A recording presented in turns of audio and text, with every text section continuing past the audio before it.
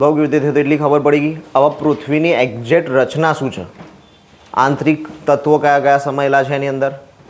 પૃથ્વી ઉપર આપણે નભીએ છીએ તો એ પૃથ્વીનો ઉપરનું સ્તર શું છે, પૃથ્વીની પેટાળમાં શું છે, આપણે કેવી રીતે નક્કી કર્યું કે પૃથ્વીની પેટાળમાં શું રહેલું છે, આ બધું જ જોઈશું. સાથે સાથે આપણે જે પૃથ્વીની ઉપર અલગ અલગ વસ્તુઓ જોઈએ છીએ, નદી, પર્વતો, મેદાનો, સમુદ્ર ખીણો, આ બધી જ વસ્તુઓ જોઈશું કે આ બધી વસ્તુઓ કેમ રચાઈ છે, કેવી રીતે રચાઈ છે, એની રચનાના કારણો શું છે. એટલે કે ભૂમિ સ્વરૂપ, જેટલા પણ પૃથ્વી ઉપર ભૂમિ સ્વરૂપો છે એ બધા જ આપણે આજે જોઈશું. તો ચાલુ કરીએ. પહેલો પોઈન્ટ, આંતરિક રચના. પહેલાં આપણા મુદ્દા જોઈએ, બરાબર, પછી હું તમને ડિટેલમાં ફોટોગ્રાફ્સથી સમજાવું છું.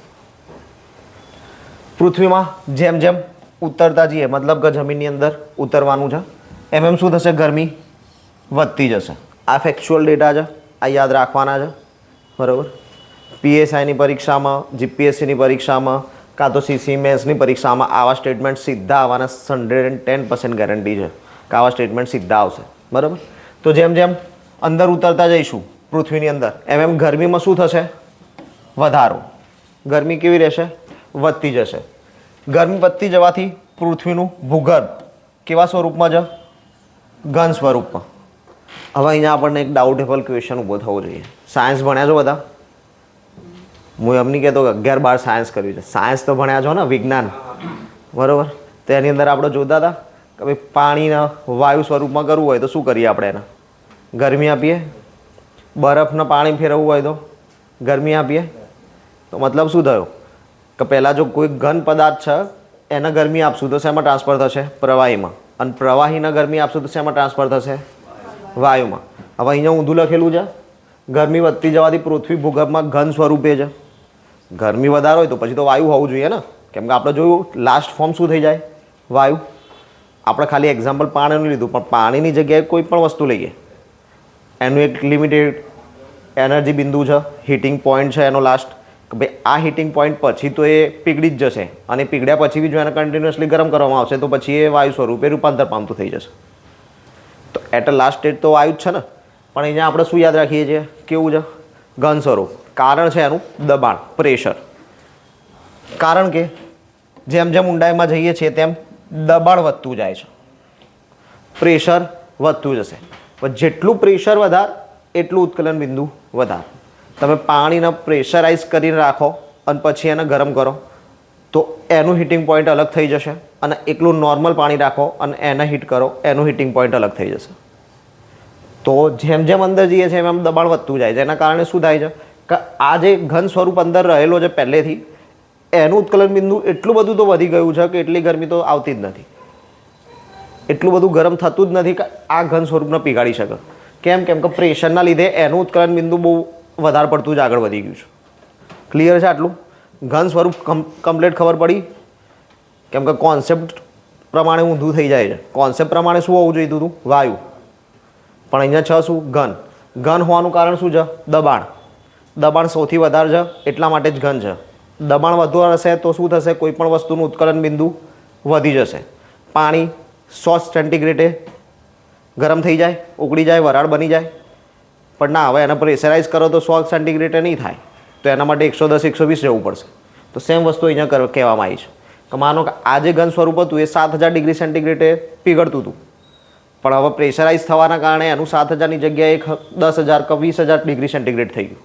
હવે એટલું ટેમ્પરેચર થતું નથી એટલે પીગળી નહીં શકે, ઘન સ્વરૂપમાં રહેશે. જેમ દબાણ વધતું જાય છે તેમ ઉત્કલન બિંદુ ઊંચું જાય છે, તેથી પૃથ્વીનું ભૂગર્ભ ઘન સ્વરૂપમાં છે. આપણે જે હાલ વાત કરીએ એનો એ પોઈન્ટ લખેલો છે. પૃથ્વીનું આંતરિક રચના ઉપરનો પોપડો એટલે કે ભૂ કવચ ઘન છે. ત્યાર પછી મેન્ટલનો ભાગ આવશે, પ્રવાહી, કે જે મેગ્મા તરીકે ઓળખાય છે, અને છેલ્લો ભૂગર્ભ ભાગ છે એ ઘન સ્વરૂપે છે. મતલબ આપણે જોઈ લીધું ભૂગર્ભમાં ઘન સ્વરૂપ છે, એનું કારણ બી જોઈ લીધું, દબાણ. હાલ આપણે જ્યાં વસવાટ કરીએ છીએ, જમીન ઉપર રહીએ છીએ, એ કેવું છે, ઘન. તો નીચે બી ઘન છે, ઉપર પણ ઘન છે. હવે આપણે એવું માની શકતા હતા નીચે ઘન છે, ઉપર ઘન છે તો આખું ઘન, પણ ના, આપણે વચ્ચે એક એડિશન લીધું કે વચ્ચે શું છે તો કે પ્રવાહી, મેગ્મા. પ્રવાહી છે જેને આપણે મેગ્મા કહીએ છીએ, અને એ ભાગનું નામ છે મેન્ટલ. જે પ્રવાહી છે એનું નામ છે મેગ્મા, પણ એ જે ભાગ છે એનું નામ શું છે? મેન્ટલ. જેમ કે હાલ આપણે જે જમીનનો ઉપરનો ભાગ છે એને કહીએ છીએ ભૂકવચ, જેની ઉપર આપણે વસવાટ કરીએ છીએ, અને જે ભૂગર્ભ છે, ગર્ભની અંદર જે રહેલું છે એને આપણે ભૂગર્ભ કહીએ છીએ, અંતિમ ભાગ કહીએ છીએ. આ રહ્યો ફોટોગ્રાફ્સ, અલગ અલગ વસ્તુ તમને બતાવી દીધી, બરાબર. આ જે બહારની બોર્ડર દેખાય છે એ આપણી પૃથ્વીનો ઉપલો ભાગ, ભૂગર્ભની ઉપરનો, જે આપણો પોપડો છે, જમીન છે, જેની ઉપર આપણે વસવાટ કરીએ છીએ. એની અંદર તમે જાઓ તો આ જે યલો કલરમાં દેખાય છે આખે આખો પ્રવાહી ભાગ છે, કે જેને આપણે મેઘમાં કીધો, મેન્ટલ. આજુ મેન્ટલ ભાગનું નામ છે મેન્ટલ, બરાબર. એના પછી જે આખે આખો ભાગ છે કે જે તમને આ ઓરેન્જમાં અને રેડમાં જોવા મળે છે એ આખે આખું છે ભૂગર્ભ, અને એના આપણે બે સેક્શનમાં ડિવાઈડ કર્યું. એક આ કે જેને આપણે કીધું આંતરિક ભૂગર્ભ, અને એની બહારનો જે ભાગ છે એને કીધું બાહ્ય ભૂગર્ભ. ક્લિયર? આપણે મૂળ 3 ભાગ જોયા. એક પૃથ્વીની ઉપરનો પોપડો, બીજું પ્રવાહી ભાગ મેઘમાં, ત્રીજો છેલ્લો ભાગ ભૂગર્ભ. ભૂગર્ભના આપણે બે સેક્શન કરી નાખ્યા પાછા, આંતરિક અને બાહ્ય. ક્લિયર છે આટલું? ચલો હવે આપણે એ જોઈએ કે આપણને ખબર કેવી રીતે પડી. આપણે જે આગળ જોઈએ કે ભૂગર્ભ આપણે જોઈએ કે ઘન છે, ઉપર જોઈએ તો ઘન છે, તો પછી આપણને તો ખબર ના હોવી જોઈએ કે વચ્ચે પ્રવાહી છે. તો ખબર કેવી રીતે પડે છે કે વચ્ચે પ્રવાહી છે? આપણે કેવી રીતે એઝ્યુમ કરીએ છીએ કે પ્રવાહી છે? શું આપણે હોલ પાડીને ખાડો ખોદીને ચેક કરી દીધું? તો એ વસ્તુને આપણે હવે જોઈએ. તો આ માધ્યમોને ઘન, પ્રવાહી અને ઘન હોવાનું કારણ PS અને L તરંગો પરથી જાણી શકાય છે. PSL પ્રાઇમરી સેકન્ડરી, બરાબર છે. આ જે તરંગો ભૂકંપની અંદર આવે છે એના અનુસંધાને વાત થયેલી છે આ તરંગોની. P તરંગો તમામ સ્વરૂપમાંથી પસાર થાય છે. તમામ એટલે કે ઘન, પ્રવાહી તમામ સ્વરૂપ હશે, P તરંગો પસાર થઈ જશે. પરંતુ S તરંગો પ્રવાહી માધ્યમમાંથી પસાર થઈ શકતા નથી. S માધ્યમો પ્રવાહીમાંથી પસાર થઈ શકતા નથી. મતલબ કે ભૂગર્ભની અંદરથી P તરંગો નીકળ્યા તો એ ઉપર પૃથ્વીના પોપડા સુધી આવી શકશે, પણ S તરંગ નીકળ્યા તો ના. કેમ? કેમ કે પ્રવાહી માધ્યમ મેઘમાં વચ્ચે છે તો આવી નહીં શકે. તો સેમ વસ્તુ ઊંધી થઈ શકે. આપણે પૃથ્વીના ઉપરથી S તરંગો નીચે જવા દઈએ તો બી એવું થશે, તો બી ભૂગર્ભ સુધી નહીં જઈ શકે. આ અનુસંધાને આપણને ખબર પડે છે કે ભાઈ વચ્ચે પ્રવાહી છે ક્યાંક. કેમ કે પ્રવાહી છે એટલે S તરંગો પહોંચી શકતા નથી. L તરંગો પૃથ્વી સપાટી પર ફેલાઈને વિનાશનું કારણ બને છે. L તરંગો એટલે જે આપણે ધરતીકંપ પર, જમીન ઉપર જે કંપન ફેલાય છે, બરાબર. એક પોઈન્ટ ફોર એક્ઝામ્પલ કે આ એપિસેન્ટર છે ભૂકંપ આવવાનું. ભૂકંપ આપણે આખું ચેપ્ટર અલગથી જોવાના છીએ, ખાલી અત્યારે હાલ આ વસ્તુ સમજાય એટલું જ જોઈ લઈએ, બરાબર. તો આ પોઈન્ટ છે ધરતીની ઉપરનો કે જ્યાં ભૂકંપ આવ્યો છે. તો આ કેન્દ્ર નીચે ક્યાંક હશે ભૂકંપનું, ત્યાંથી ઉપર આવે તે વેવ્સ આવી હશે અલગ અલગ સપાટી ઉપર પૃથ્વીની. તો હવે આ જે સપાટીની પૃથ્વી ઉપર અહીંયા વેવ્સ ટચ થશે ને એના પછી પાછું આ રીતે વાઇબ્રેશન સ્ટાર્ટ થશે પૃથ્વીની ઉપર બી, કે જેને આપણે Lમાં જોઈએ છીએ. L તરંગોની અંદર એ વસ્તુનો સમાવેશ થાય. આંતરિક રચના સમજવા માટે ઉપયોગી નથી, કેમ કે આપણને ખબર જ છે કે સપાટી ઉપર જ્યારે P અને S તરંગો જ્યારે સપાટી ઉપર આવશે ત્યારે જ L તરંગો ઉદ્ભવવાની છે. ત્યાં સુધી L તરંગો ઉદ્ભવવાની જ નહીં. તો આંતરિક રચનામાં L તરંગોથી કંઈ નિસ્બત છે નહીં. પૃથ્વીનો પોપડો અને મેન્ટલને જુદી પાડતી સીમાને મોહોભંગ કહે છે. બેને જુદી પાડતી સીમા આ વસ્તુ છે. એક લાઈન ડ્રો કરેલી છે બ્લેક કલરમાં. આપણે ફરી કલર ચેન્જ છે તો દોરી દઈએ તો તમને ધ્યાન રહે કે આ રહી આ જે લાઈન છે. અહીંયાથી આ પૃથ્વીનો પોપડો જુદો પડ્યો, અહીંયાથી આ મેઘમાં જુદું પડ્યું. તો આ જે લાઈન કહેવાય એને કહેવાય મોહોભંગ રેખા. આ યાદ રાખજો, આગળ આ બેમાં બી લાઈન આવશે, બરાબર. બંને જુદું પડશે, એના નામ મળશે કે કઈ સીમાથી જુદું પડે છે. તો આ એક સીમા થઈ ગઈ કે અહીંયાથી જુદું પડે છે. કઈ સીમા છે? મોહોભંગ સીમા.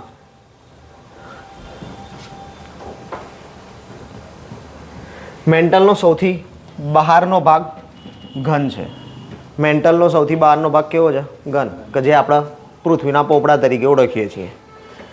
જે તે સ્તર બનાવે છે તેને લિથોસ્ફિયર કહે છે. પૃથ્વીનો ઉપરનો પોપડો લિથોસ્ફિયર. મેન્ટલની ઉપરની આશરે 700 કિલોમીટરની સપાટીથી થોડી પીગળેલી સ્થિતિમાં હોવાનું મનાય છે, જેને એસ્થેનોસ્ફિયર કહે છે. એટલે કે સૌથી ઉપર કયું છે? લિથોસ્ફિયર. લિથોસ્ફિયરની નીચે શું આવશે?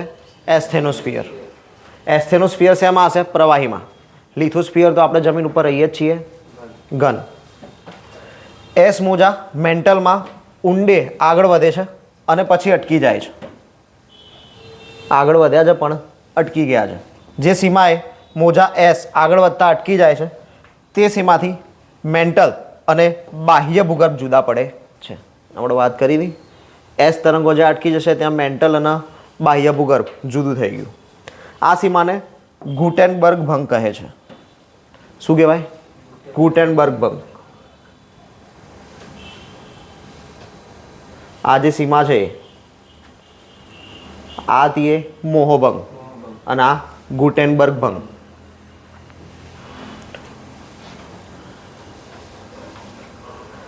જો આ સિયાલ સીમા ને બધું છે, થોડું જોઈ લો ખાલી. આ મહાસાગર અહીંયા બતાવ્યો છે. આ જમીનનો પ્રદેશ છે પૃથ્વીનો. પર્વત શ્રેણી અહીંયા આ બધી બતાવી છે, પર્વત શ્રેણીઓ. અહીંયા તમને લખેલું વંચાતું ના હોય તો હું કહી દઉં છું કે આ સિયાલ લખેલું છે, અહીંયા સાઈમાં લખેલું છે, બરાબર. આ જે લખાણ છે એવા આના પછી આપણે જોઈએ એટલે તમને પરફેક્ટલી સમજાય છે કે આ કહેવા શું માગે છે.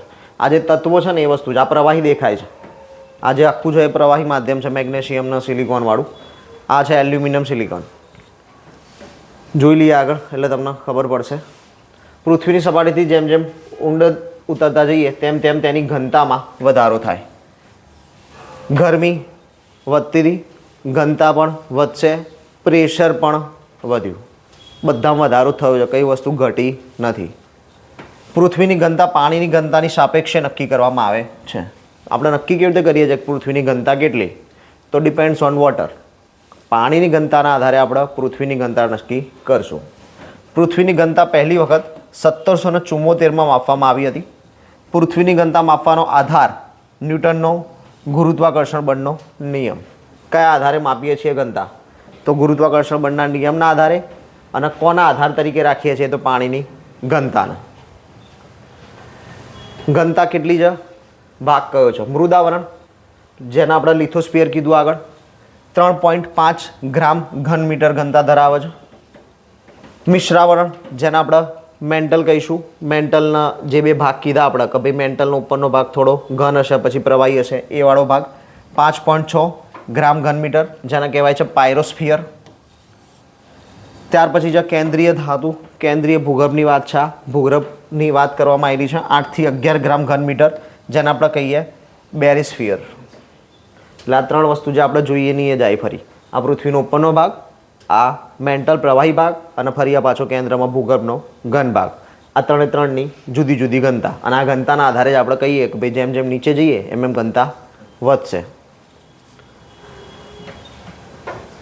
ભૂગર્ભની જાણકારીના સ્ત્રોત. પૃથ્વીના કેન્દ્રથી સપાટીનું અંતર. પૃથ્વીના કેન્દ્રથી સપાટીનું અંતર કેટલું છે? 63-70 કિલોમીટર. પૃથ્વીની રેડિયસ કેટલી? પૃથ્વીની ત્રિજ્યા કેટલી? રેડિયસમાં ના ખબર પડે તો ગુજરાતી ત્રિજ્યા. પૃથ્વીની ત્રિજ્યા કેટલી? કોઈ વસ્તુની ત્રિજ્યા. ફોર એક્ઝામ્પલ આપણે એક આ સર્કલ છે, આની ત્રિજ્યા કોને કહેવાય? કેન્દ્ર બિંદુથી સપાટી સુધી જે જાય એને ત્રિજ્યા કહેવાય. કે ત્રિજ્યા જે છે એ સેમ ટુ સેમ જ હોય બધી જગ્યાએ. તો કેન્દ્રથી સપાટી સુધીનું માપ શું કહેવાય? ત્રિજ્યા. અહીંયા શું લખ્યું હતું?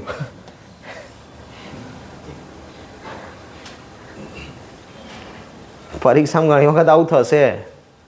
આજ આપણે સમજવાનું છે અહીંયા. સાહેબ આ તો આવડતું હતું, પરીક્ષામાંથી પાછા આવીએ કે આ તો આવડતું હતું. પણ આવડતું હતું તો એ જ યાદ રાખવાનું છે કે ગમે તેવું ફેરવીને ક્વેશ્ચન પૂછવામાં આવે જવાબ એકનો એક જ લખાશે. બરાબર. માનવી સપાટીથી 10 કિલોમીટર સુધી જ પ્રત્યક્ષ રીતે જાણી શક્યો છે. પ્રત્યક્ષ રીતે જાણવું મતલબ શું? કે આપણે 10 કિલોમીટર સુધી ઊંડાણમાં ગયેલા છીએ, ત્યાંથી અવશેષો મેળવેલા છે ને આપણને ખબર છે કે પૃથ્વીને 10 કિલોમીટર નીચે સુધી શું છે. 10 કિલોમીટરથી આગળ શું છે એ આપણે પેલા જે PSL તરંગો જોયા એ રીતે તરંગોના માધ્યમથી અને અનુમાનોના માધ્યમથી, જેમ આપણે બ્રહ્માંડ કેવી રીતે રચાયું હશે એના અનુમાન લગાયા, પૃથ્વી કેવી રીતે રચાઈ હશે એના અનુમાન લગાયા, એવી રીતે જ આપણે નક્કી કર્યું છે કે ભાઈ 10 કિલોમીટરથી નીચે શું હશે. આપણને એકચ્યુઅલમાં ખબર ખાલી 10 કિલોમીટર સુધીની જ છે કે પૃથ્વીના પેટાળમાં સપાટીથી 10 કિલોમીટર નીચે સુધી શું છે ને એટલું જ આપણને ખબર છે, એનાથી નીચેની ખબર નથી. ભૂગર્ભની જાણકારી માટેના સ્ત્રોતો પ્રત્યક્ષ અને પરોક્ષ બે ભાગમાં વહેંચાયેલા છે. પ્રત્યક્ષ સ્ત્રોત જોઈ લઈએ પહેલાં. ઊંડી ખાણો તથા ખનિજ તેલ માટે કરાયેલા ઊંડા ખાડા, ક્ષાર તેમજ જ્વાળામુખી પ્રસ્ફોટન સમયે ભૂગર્ભમાંથી બહાર આવતા પદાર્થો પ્રત્યક્ષ જાણકારી આપે છે. કઈ કઈ વસ્તુથી મળશે? તો એક તો આપણે ખનન કેન્દ્ર, કોઈક વસ્તુઓ બહાર કાઢવા માટે જે ખાડા ખોદીશું, જે કોલસો મેળવીશું, કાં તો મેગ્નેશિયમ મેળવીશું, કાં તો બીજું કોઈ પણ ધાતુ અધાતુ ગમે તે મેળવવા માટે ખાડો ખોદીશું, તો એમાંથી જે વસ્તુ બહાર નીકળશે એના આધારે આપણને કંઈક ખબર પડશે, એના ગુણધર્મો જોઈને આપણને કંઈક ખબર પડશે કે પૃથ્વીની અંદર આવું હશે. બીજું છે જ્વાળામુખી પ્રસ્ફોટન. આપણને ખબર છે કે ભાઈ પૃથ્વીના પેટાળમાંથી જ જ્વાળામુખી બહાર આવે છે, તો એની અંદર શું છે, જ્વાળામુખી બહાર આવ્યો ત્યારે તો આપણે એનો અભ્યાસ કરીને જાણી શકીશું કે અંદર શું હતું, કેમ કે જે અંદર હતું એ જ બહાર આવ્યું હશે. ક્લિયર છે? તો આ બે પોઈન્ટથી આપણને ખબર પડશે. બીજું છે વિશ્વની ઊંડામાં ઊંડી ખીણ કઈ છે? સૌથી ઊંડી ખીણ કઈ છે? સૌથી ઊંડી ખીણ 4 કિલોમીટરની છે અને આવેલી છે દક્ષિણ આફ્રિકામાં. નામ છે રોબિન્સની ખાણ છે, 4 કિલોમીટર ઊંડી, આવી છે દક્ષિણ આફ્રિકામાં. શેના ઉત્પાદન માટે જાણીતી છે? તો સોનાના ઉત્પાદન માટે જાણીતી છે. શેની ખાણ છે? સોનાની. આફ્રિકા અમીરોનો દેશ નહીં ભાઈ, બરાબર? બધું લૂંટી ગયા બધા લૂંટવાવાળા. ચલો, ક્લિયર થઈ ગયું? યાદ રાખજો, પરીક્ષામાં ક્વેશ્ચન ઘણી વખત પૂછાઈ ગયો છે કે વિશ્વની ઊંડામાં ઊંડી ખાણ કઈ છે? તો રોબિન્સન છે. રોબિન્સન ખાણ શેના ઉત્પાદન માટે જાણીતી? સોનાના ઉત્પાદન માટે. કેટલા કિલોમીટર ઊંડી છે? 4 કિલોમીટર. પૃથ્વીની સપાટીથી અંદર 4 કિલોમીટર જવાનું. પૃથ્વીની સપાટીથી અંદર જવાનું 4 કિલોમીટર. આપણે 10 ફૂટનો ખાડો ખોદીને માણસ અંદર જાય ને તોય કે એવું હવે નહીં રહેવાતું, બહાર કાઢો. 4 કિલોમીટર અંદર કામ થાય છે. ખનિજ તેલ શોધવા માટે કરાતા કૂવાની ઊંડાઈ 8 કિલોમીટર સુધી હોય છે. ખનિજ તેલ જે આપણે મેળવીએ છીએ એ આપણને ખબર છે કે જમીનની અંદરથી જ કાઢીએ છીએ બહાર. તો એ જમીનની અંદરથી ખનિજ તેલ કાઢવા માટે કેટલી ઊંડાઈ સુધી જવાની રિક્વાયરમેન્ટ હોય છે? તો 8 કિલોમીટર. એવું ના હોય કે 8 કિલોમીટર જઈએ તો જ ખનિજ તેલ મળે, ક્યારેક 1 કિલોમીટર બી મળે. 8 કિલોમીટર સુધી લિમિટેશન છે કે ભાઈ 8 કિલોમીટર સુધી આપણને ખનિજ તેલો મળી રહેશે, ત્યાં સુધી આપણે જઈ શકીએ. આર્કટિક મહાસાગરમાં કોલા ક્ષેત્રમાં 12 કિલોમીટર ઊંડાઈ સુધી સારકામ થઈ શક્યું છે. આનો મતલબ શું છે? આર્કટિક, પહેલાં તો આર્કટિક એટલે કેવું? પાણી કે બરફ? બરફ ને. આના ઉપર આપણે બધા સંશોધન કામો કરીએ આર્કટિક પર જઈને, કેમ કે ત્યાં બરફનું પ્રમાણ વધારે છે. તો બરફના અંદર 12 કિલોમીટરની ઊંડાઈ સુધી આપણે કામ કરી લીધું છે. આપણે આગળ જોયું હતું કે અત્યાર સુધી આપણે કેટલા ઊંડાઈ જોયેલી છે? 10 કિલોમીટરની જ જોયેલી છે. અહીંયા 12 કિલોમીટર કર્યું છે, પણ ઉપર બરફ જ મળ્યો છે. એટલે મૂળ જાણકારી આપણને 10 કિલોમીટર જેવી જ છે. પરોક્ષ, આ તો પ્રત્યક્ષ હતા કે જે રૂબરૂમાં આપણે બહાર કાઢ્યા જમીનમાંથી અથવા તો ભૂગર્ભમાંથી અને આપણે એનો અભ્યાસ કર્યો, એટલે એ પ્રત્યક્ષ છે. હવે પરોક્ષ કે જેને આપણે જોયા જાણ્યા નથી, પણ આપણા અભ્યાસના કારણે, આપણા નોલેજના કારણે આપણે નક્કી કર્યું કે આવું હશે. ઘનતા, દબાણ, તાપમાન પર આધારિત સાબિતીઓ, આ બધાના આધારે શું નક્કી થાય છે એની વાત કરી છે. જેમ જેમ જમીનમાં ઊંડા ઉતરીએ તેમ તેમ તેમાં વધારો થાય. શેમાં?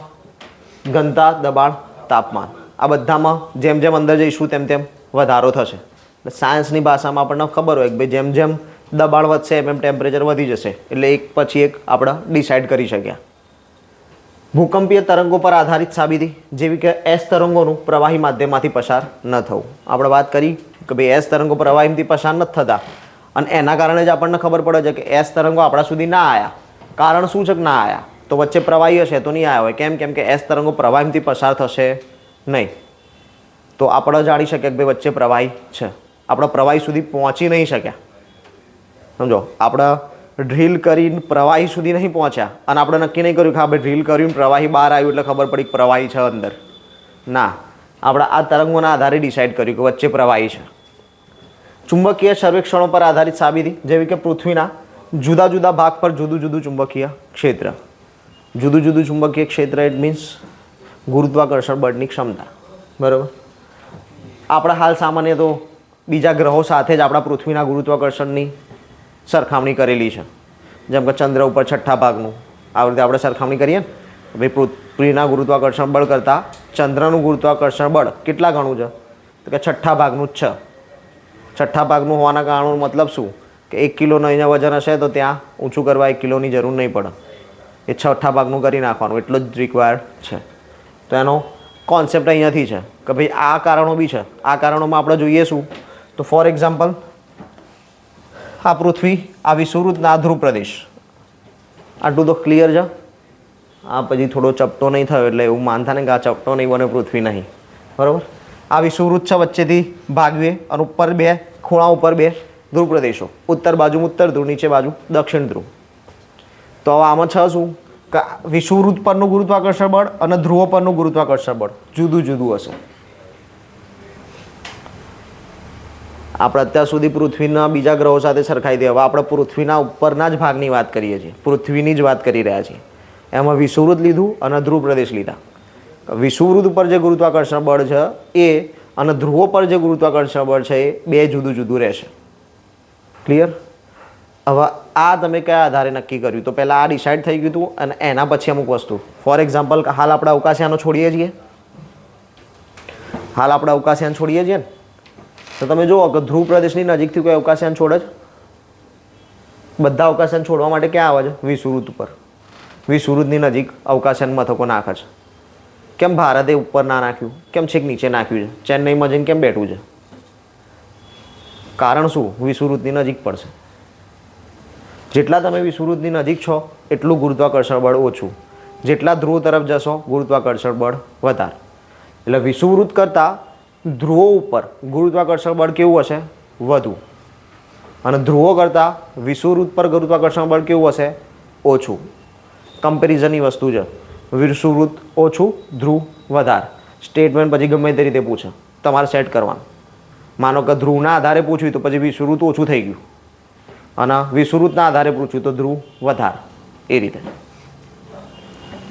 ક્લિયર? હા, અહીંયા એક એક્ઝામ્પલ આપ્યું છે ચુંબકીય ક્ષેત્રનું, બરમુડા ટ્રાયેંગલ. કોઈ છે જેને ના ખબર હોય બરમુડા ટ્રાયેંગલ વિશે? બરમુડા ટ્રાયેંગલ ના ખબર હોય એવા કેટલા? ઓ, ખબર જ નહીં એમ? સરસ. ચલો, કંઈ નહીં. બરમુડા ટ્રાયેંગલમાં એવું છે કે એક જગ્યા છે પૃથ્વી ઉપર આપણા ત્યાં, કે એ જગ્યા ઉપર કોઈ પણ વસ્તુ જાય છે, કોઈ પણ વસ્તુથી મતલબ છે જહાજ, હવાઈ જહાજ, કંઈ પણ, તો ત્યાં ગાયબ થઈ જાય છે. એ ચુંબકીય ક્ષેત્ર પ્રતિબંધિત છે. ત્યાં કોઈ એ જહાજ લઈને જવાની બી મનાય છે, હવાઈ જહાજ લઈ જવાની પણ મનાય છે. કેમ? કેમ કે ત્યાં જાયેલી વસ્તુ પાછી મળતી નહીં. એવું નહીં કે ત્યાં જઈને તૂટી જાય છે અને બીજે ક્યાંક એ થઈ જાય છે, ત્યાં જયું જહાજ ડૂબી ગયું, આવું કશું જ ખબર નહીં. ત્યાં ગયું, ક્યાં ગયું, કંઈ ખબર નહીં, ત્યાંથી ગાયબ થઈ જાય છે. એવું સમજો કે આ એ સીમા છે, બરમુડા ટ્રાયેંગલની આ લાઈન છે, આ પૃથ્વીની સપાટી છે આપણું, આ સમુદ્ર છે. એકચ્યુઅલ સમુદ્ર ઉપર જ આ આખું સેક્શન બેન્ડ છે, જમીન ઉપર નથી. તો આ સમુદ્ર છે અને આ બરમુડા ટ્રાયેંગલની લાઈન છે. ફોર એક્ઝામ્પલ જહાજ અહીંથી આમ જઈ રહ્યું છે ને, તો અહીંથી બહાર નહીં આવે, અહીંથી અંદર તો જતું રહેશે પણ અહીંથી બહાર નહીં આવે. આ પૃથ્વીની ઉપરની જ વાત છે. એટલે બરમુડા ટ્રાયેંગલ પર મનાઈ ફરમાયેલી છે, ત્યાંથી કોઈ વસ્તુ ઉડી નથી શકતી, ત્યાં કોઈ જહાજ જઈ નથી શકતા. એટલે એ બરમુડા ટ્રાયેંગલનું અહીંયા લખ્યું છે કે ચુંબકીય ક્ષેત્ર કયું ધરાવે છે, આપણને કંઈ ખબર નહીં કયું ચુંબકીય ક્ષેત્ર છે કે જેથી કરીને બધું ખેંચાઈ જાય છે અને ગાયબ થઈ જાય છે. ચલો, ઉલ્કાઓ પર આધારિત સાબિતીઓ. ઉલ્કા પર આધારિત સાબિતી. ભારે ધાતુઓનું પ્રમાણ. આપણે જોયું હતું કે ભાઈ પેલો વિડીયો તમને બતાવ્યો હતો એની અંદર કે ઘણા વર્ષો સુધી ઉલ્કાઓની વરસાદ થયો હતો પૃથ્વી ઉપર. ઉલ્કાઓ અલગ અલગ પડી, અલગ અલગ ધાતુ આપણને મળ્યા. ગુરુત્વાકર્ષણ પર આધારિત સાબિતી. અલગ અલગ ભાગો પર જુદું જુદું ગુરુત્વાકર્ષણ બળ આપણે વાત કરી લીધી, ધ્રુવો ઉપર અને વિષુવવૃત્ત ઉપર. હવે વાત કરીએ ભૂગર્ભ, જે અંદરનો ભાગ છે એની. પૃથ્વી ડુંગળીની જેમ એક ઉપર એક સ્તરથી ગોઠવાયેલ અનેક સ્તરોની બનેલી છે. નારંગી તો આપણે બધાને ખબર જ હતી, એટલે નારંગીની વાત આપણે કરી નથી. બરાબર? નારંગીની જેમ શું છે? ચપટી છે. બરાબર? હવે વાત છે ડુંગળીની જેમ શું છે, એક ઉપર એક સ્તર ગોઠવાયેલા છે. તો આ જેમ ડુંગળી ઉપર આ એક સ્તર, એની ઉપર આ બીજું સ્તર, એવી રીતે જે એક પર એક સ્તર ગોઠવાયેલા છે ને, એવી જ રીતે પૃથ્વી બનેલી છે. આ વચ્ચેનો જે ભાગ છે કે જ્યાંથી પડની શરૂઆત થાય, એવું માનો ડુંગળીનું ભૂગર્ભ, તો પૃથ્વીનું ભૂગર્ભ બી એવું જ છે. એના ઉપર એક એક સ્તર ગોઠવાતા ગયા અલગ અલગ. ક્લિયર છે? પૃથ્વી સપાટી પરનું સૌથી ઊંચું સ્તર કયું છે? ભૂકવચ, કે જેના ઉપર આપણે વસીએ છીએ. સૌથી પાતળું સ્તર 35 કિલોમીટરનું છે. આ જે ભૂકવચ છે જેના ઉપર આપણે વસવાટ કરીએ છીએ ને, એ પૃથ્વીનું સૌથી પાતળું સ્તર છે. સૌથી પાતળું ઇટ મીન્સ કે કેટલા કિલોમીટરનું? તો કે 35 કિલોમીટરનું છે. મતલબ કે બીજા બધા સ્તર 35 કિલોમીટર કરતાં વધારે લંબાઈ ધરાવે છે. સૌથી ઓછું કેટલું? 35. અને એ કયું? ભૂકવચ. આપણે હજી સુધી ભૂકવચ પૂરેપૂરું શોધી શક્યા નથી. તો એની નીચેના સ્તરની વાત આવતી નહીં. નીચેના સ્તરો આપણે કેવી રીતે શોધ્યા? તો આ જ રીતે કોન્સેપ્ચ્યુઅલ. આપણા આગળ જે બધી ધારણાઓ જોઈ, ગુરુત્વાકર્ષણ બળના આધારે, ઉલ્કાઓના આધારે, એ રીતે જે જોયું એના આધારે જ આપણે નક્કી કર્યું છે. ભૂમિખંડની સપાટી સિલિકા અને એલ્યુમિનિયમ જેવા ખનિજોથી બનેલ છે. સિલિકા અને એલ્યુમિનિયમ જેવા ખનિજો. પેલો આગળ એક ફોટો આવ્યો હતો સિલિકાવાળો ને પેલો જમીનવાળો, પર્વતોની રચના કરેલી હતી. આપણે ફરી જોઈ લઈએ તો તમને યાદ આવશે.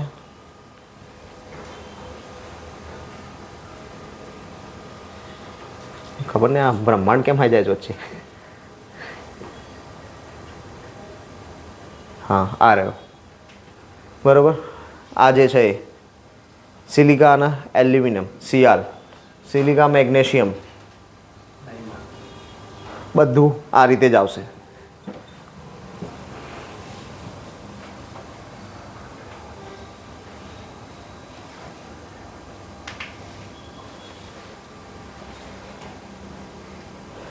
ભૂમિખંડની સપાટી સિલિકા અને એલ્યુમિના જેવા ખનિજોથી બનેલ છે, તેથી તેને સિયાલ તરીકે ઓળખવામાં આવે છે. શેના બેથી બનેલી છે? સિલિકા અને એલ્યુમિનિયમ. સિયાલ કીધું એનું કારણ બી જ છે.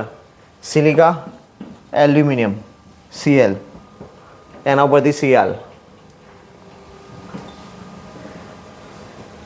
પછી વાત કરીએ મહાસાગરોની. આ જમીનની વાત થઈ. હવે મહાસાગરની વાત. આપણે કીધું હતું પ્રવાહી છે. સિલિકા અને મેગ્નેશિયમ, એનું નામ શું આપ્યું? સિલિકા મેગ્નેશિયમ, સીમા.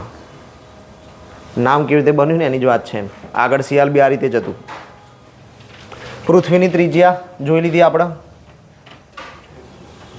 પૃથ્વીનો કદનો 0.5% ભાગ ઘન પોપડો છે. આપણે જેના પર વસવાટ કરીએ છીએ ને, પૃથ્વીનો કેટલા ટકા ભાગ છે? 0.5%. પૃથ્વીના કદના 16% શું છે? મેન્ટલ, એટલે કે નીચે જે આપણે પ્રવાહી ભાગની વાત કરી હતી એ કેટલો છે? 16% છે. અને પૃથ્વીના કદના બાકીના 88% શું છે? 83% શું છે? ભૂગર્ભ. 83% છે ભૂગર્ભ, 16% મેન્ટલ અને 0.5% ઘન પોપડો. તો કે સાહેબ આ તો 99.5 જ થયું, બાકીનું 5 ક્યાં ગયું? 0.5 રહી ગયું ને. 100 પૂરું થાય છે? નહીં થતું ને. આ તો વચ્ચે જે આપણે ભાગ પાડ્યા હતા, મોહભંગ રેખા, એ બધું યાદ રહેશે. એ કવચ જ છે, એ સીમાઓ છે અલગ અલગ, કે જેનાથી બે ભાગ જુદા થાય છે. એવું નહીં કે આ પ્રવાહીને નીચે તરત ભૂગર્ભ ચાલુ થઈ ગયું. વચ્ચે એક અલગથી એક બોન્ડિંગ આવશે કે જે અલગ પાડશે બેને. તો એ અનુસંધાને છે. ભૂકવચની નીચે મેન્ટલ હોય છે, આપણને ખબર જ છે, આપણે આકૃતિમાં જોઈ લીધું. 2900 કિલોમીટર સુધી. ભૂગર્ભ પૃથ્વીનું સૌથી આંતરિક સ્થળ છે અને ભૂગર્ભની ત્રિજ્યા કેટલી છે? 3500 કિલોમીટર. કેન્દ્રથી 3500 કિલોમીટર સુધી તો ખાલી ને ખાલી ભૂગર્ભ જ છે. પછી 3500 કિલોમીટરથી આગળ આવવાનું 6000, કેટલું હતું? 6370, 100%. બરોબર. અહીંયા 71 હતું, પેલામાં 70 હતું. હવે 70 ને 71 બે સાચું જ છે. તમને પરીક્ષામાં નહીં પૂછાય, ચિંતા ના કરતા. આ તો કોઈકના મેન્સમાં લખવું હોય ને તો કામ લાગે, બીજું કંઈ નહીં. પરીક્ષામાં નહીં પૂછે કેમ કે વિવાદિત છે. નિકલ અને ફેરસનું બનેલું છે શું? ભૂગર્ભ. આપણે બે વસ્તુ જોઈ લીધી, એક મહાસાગર ને એક ભૂમિભાગ, સિયાલ, સીમા. હવે વાત કરીએ ભૂગર્ભની. ભૂગર્ભ શેનું બનેલું છે? તો નિકલ અને ફેરસનું. જેના શું કહેવામાં આવે છે? નિફે. નિકલનો ની, ફેરસનો ફે, નિફે. કેન્દ્રીય ભૂગર્ભમાં તાપમાન, દબાણ અને પદાર્થની ઘનતા ખૂબ જ વધુ હોય છે. આપણે ખબર જ છે કે ઉપરથી નીચે જઈએ એમ વધતી જતી હતી, તો સૌથી વધુ ક્યાં હશે? ભૂગર્ભમાં, કેન્દ્ર પાસે. ખડક અને ખનિજ. જો આપણે આગળ ખડક અને ખનિજ ભણી ગયા છીએ, એ વસ્તુ જુદી હતી, આ જુદું છે. બરાબર. હા, પહેલાં તો 3 ખડકોનો અલગ અલગ કયા કયા ખડકો આપણે ભણી ગયા હતા? ચલો પહેલાં આપણે ભણી ગયેલા એ વાત કરો. કયા કયા ખડકો આપણે ભણી ગયા?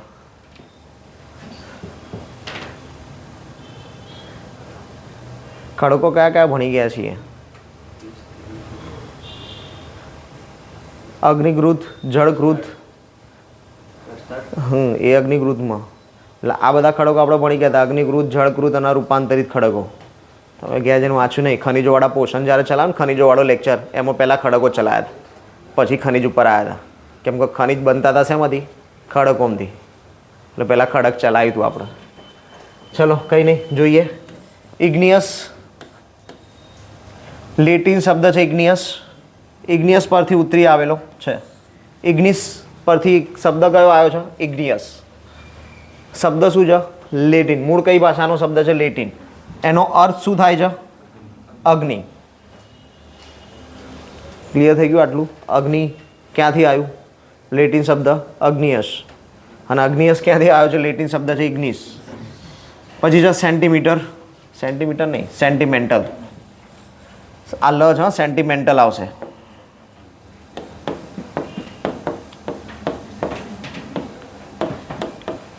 આ સેન્ટિમેન્ટલ એટલું સેન્ટીવાળું નહીં આ. બરાબર. સેન્ટિમેન્ટમ પરથી ઉતરી આવેલો છે, જેનો અર્થ થાય છે તીર્થ. મેટ્રામોર્ફિક, ગ્રીક શબ્દ. અર્થ થાય સ્વરૂપમાં બદલાવ. આ 3 વસ્તુ આપણે કેમ જોઈ એ જોઈએ કે આ 3 સમજવાનો મતલબ શું? કેમ મેટામોર્ફિક જોયું, કેમ સેન્ટિમેન્ટલ જોયું અને કેમ ઇગ્નિયસ જોયું? અગ્નિકૃત ખડક, ઇગ્નિયસ. અગ્નિકૃત ખડકો અર્થ શું થાય? ઇગ્નિયસ. એટલા માટે ઇગ્નિયસ જોયું. સેન્ટિમેન્ટમ આવશે એટલે જળકૃત. અને છેલ્લું જોયું મેટામોર્ફિસ. રૂપાંતરિત ખડક એટલે મેટામોર્ફિસ. ચલો હવે અગ્નિકૃત ખડકોનો ફોટો હતો. ગરમ મેઘમાં ઠંડો થઈ નક્કર બનતા રચાયેલ ખડકો. જ્વાળામુખી ફાટે ત્યારે જમીનમાંથી શું બહાર આવે? મેઘમાં. કેમ કે અંદર ભૂગર્ભમાં પ્રવાહી સ્વરૂપે તો શું છે? મેઘમાં. આપણે જોયું આગળ જ, મેન્ટલની અંદર શું રચાયેલ સમાયેલું છે? મેઘમાં. તો બહાર શું આવશે? મેઘમાં. મેઘમાં બહાર આવશે. એ મેઘમાં બહાર આવીને પૃથ્વી ઉપર આવીને તો ઠંડો થઈ જશે. એટલે હવે જાડો સ્તર બનાવી દેશે, ખડક બની જશે. એ જે ખડક બનશે એ કયા ખડકો બનશે? અગ્નિકૃત ખડકો. કયા ખડકો આવશે? અગ્નિકૃત. કેમ અગ્નિકૃત જ કેમ કીધા? એને જળકૃત કેમ ના કીધા? રૂપાંતરિત કેમ ના કીધા? કેમ એને અગ્નિકૃત જ કીધા? જ્વાળામુખીમાંથી જે નીકળતો લાવા છે એ કેવો હોય? એકદમ ગરમ હોય. કંઈ પણ વસ્તુ નાખો બળી જાય, ડૂબી જાય. એની જે ટેમ્પરેચર છે એના અનુસંધાને એના નામ આપ્યું છે. એ ધગધગતો લાવા છે, એક જાતે પોતે આગ છે. એટલા માટે એના અગ્નિકૃત ખડકો કીધા. કેમ? કેમ કે એ લાવા આગમાંથી જ રચાયેલા છે. એટલા માટે પૃથ્વીની સપાટી પર બહાર આવીને મેઘમાં ભૂકવચ પર ઠરીને નક્કર થઈને રચાતા બાહ્યકૃત ખડકો તરીકે ઓળખાય છે. અને એનું ઉદાહરણ છે બેસાલ્ટના અગ્નિકૃત ખડકો. ક્લિયર? એક ઉદાહરણ આપ્યું એને આપણે કે ભાઈ બેસાલ્ટના જે ખડકો છે એ આવી રીતે મેઘમાંથી જ રચાયેલા છે. અને એટલા માટે જ બેસાલ્ટના અગ્નિકૃત ખડકો તરીકે ઓળખવામાં આવે છે. મેઘમાં ભૂકવચ પર આવીને ભૂકવચની અંદર જ ઠરીને નક્કર થઈ જાય. હવે આનો મતલબ શું થયો? આ જે વાત કરીને એને શું કીધું? કે આ પૃથ્વીની સપાટી છે, અહીંયાથી મેઘમાં બહાર આવી ગયો પૃથ્વીની સપાટી ઉપર. કયું બન્યું? બેસાલ્ટ. હવે અહીંયા શું કહે છે? કે આ પૃથ્વીની સપાટી છે, નીચેથી બહાર તો આવ્યો પણ પૃથ્વીની સપાટીની ઉપર નથી આવ્યો. એ નીચે અહીંયા રહી ગયો. નીચે પૃથ્વીની સપાટીની અંદર જ રહી ગયો. નીચે એના મેન્ટલ ભાગમાંથી તો ઉપર આવી ગયો ભૂકવચમાં, પણ પૃથ્વીની સપાટીની બહાર વાતાવરણમાં નથી આવ્યો. પૃથ્વીની સપાટીની અંદરનું અંદર જ છે. તો એ શું છે? આંતરિક અગ્નિકૃત ખડક. અને એનું ઉદાહરણ શું છે? ગ્રેનાઇટ. ગ્રેનાઇટ અગ્નિકૃત ખડક છે જે જમીનની અંદર રહ્યો. બેસાલ્ટ અગ્નિકૃત ખડક એ શું છે કે જે જમીનની બહાર આવ્યો. બંને કેવા છે? અગ્નિકૃત ખડકો જ છે.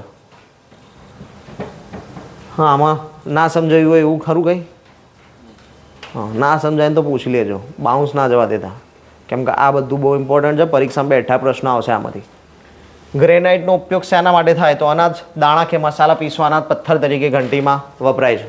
તમે જૂના જમાનામાં પેલી હાથથી ફેરવતા હતા લોટ દળવા માટેની ઘંટી, એ જોયું હોય તો તમને ખબર પડે કે જે પથ્થરો હતા એ પથ્થરો ગ્રેનાઇટના હોતા હતા. પછી જે જળકૃત ખડકો. જળકૃત ખડકનો એક આ ફોટો છે. ખડકો ઘસાઈ, અથડાઈ કે ટકરાઈને નાના નાના ટુકડામાં ફેરવાઈ જાય છે. કોના કારણે? પવન, હવા અને પાણી. ખડકો જે હતા ઓલરેડી ખડક છે જ, એ શેના આધારે ઘસાયા? પવન, હવા અને પાણીના આધારે ઘસાઈ ગયા. ઘસાણ થયું તો એના રજકણો છૂટા પડશે. પવને કર્યું હશે તો પવન જોડે લઈ લેશે. હવાએ મતલબ પવન હવા એક જ લખી નાખ્યું છે, સોરી. પવન અને પાણી. પાણીએ ઘસાણ કર્યું હશે તો પાણી પોતાની જોડે કણ લઈ જશે, આગળ લઈ જઈને બીજી જગ્યાએ જમા કરશે. મતલબ કે એક જગ્યાએ સ્ટોપ થઈ જશે બધા કણો. નિક્ષેપણના એક સ્થાને ભેગા થઈને એકની એક ઉપર સ્તર બનાવશે. ફોર એક્ઝામ્પલ આપણે એવું માનીએ, પાણીની વાત કરીએ, હાલ જળકૃત ચાલે છે, સારી રીતે સમજી શકાય. આ એક પહાડ હતો, બરાબર છે. હવે નીચે પાછી જમીન હશે. આ પહાડની એક સીમા બનાવી દો, ટેકરી નહીં આવી એટલે પછી પહાડ. નદી અહીંયાથી નીચે પટકાઈ રહી છે, તો એનો મતલબ શું થશે? અહીંયાથી ખડક તોડતી જશે, જમીન તોડતી જશે, તો એના જે કણ હતા એ તો નીકળીને બહાર નીકળતા જશે, તો બહાર ક્યાંક અહીંયા આવતા જશે. ફોર એક્ઝામ્પલ માનો કે અહીંયાથી આ ભાગ આમ ઊંચો થઈ ગયો છે, તો અહીંયાથી જે બી નીકળ્યું તો અહીંયા બધું ભેગું થઈ જશે ને. ક્લિયર છે? તો આ જે ભેગો થયેલો ભાગ છે એ એક ઉપર એક સ્તર રચાતા જશે. પહેલાં થોડું આવશે, પછી એની ઉપર થોડું આવશે, એમ કરીને ભાગ રચાતા જશે. તો આ એ જ વાત કરે છે, એકની ઉપર એક સ્તર બનાવે છે.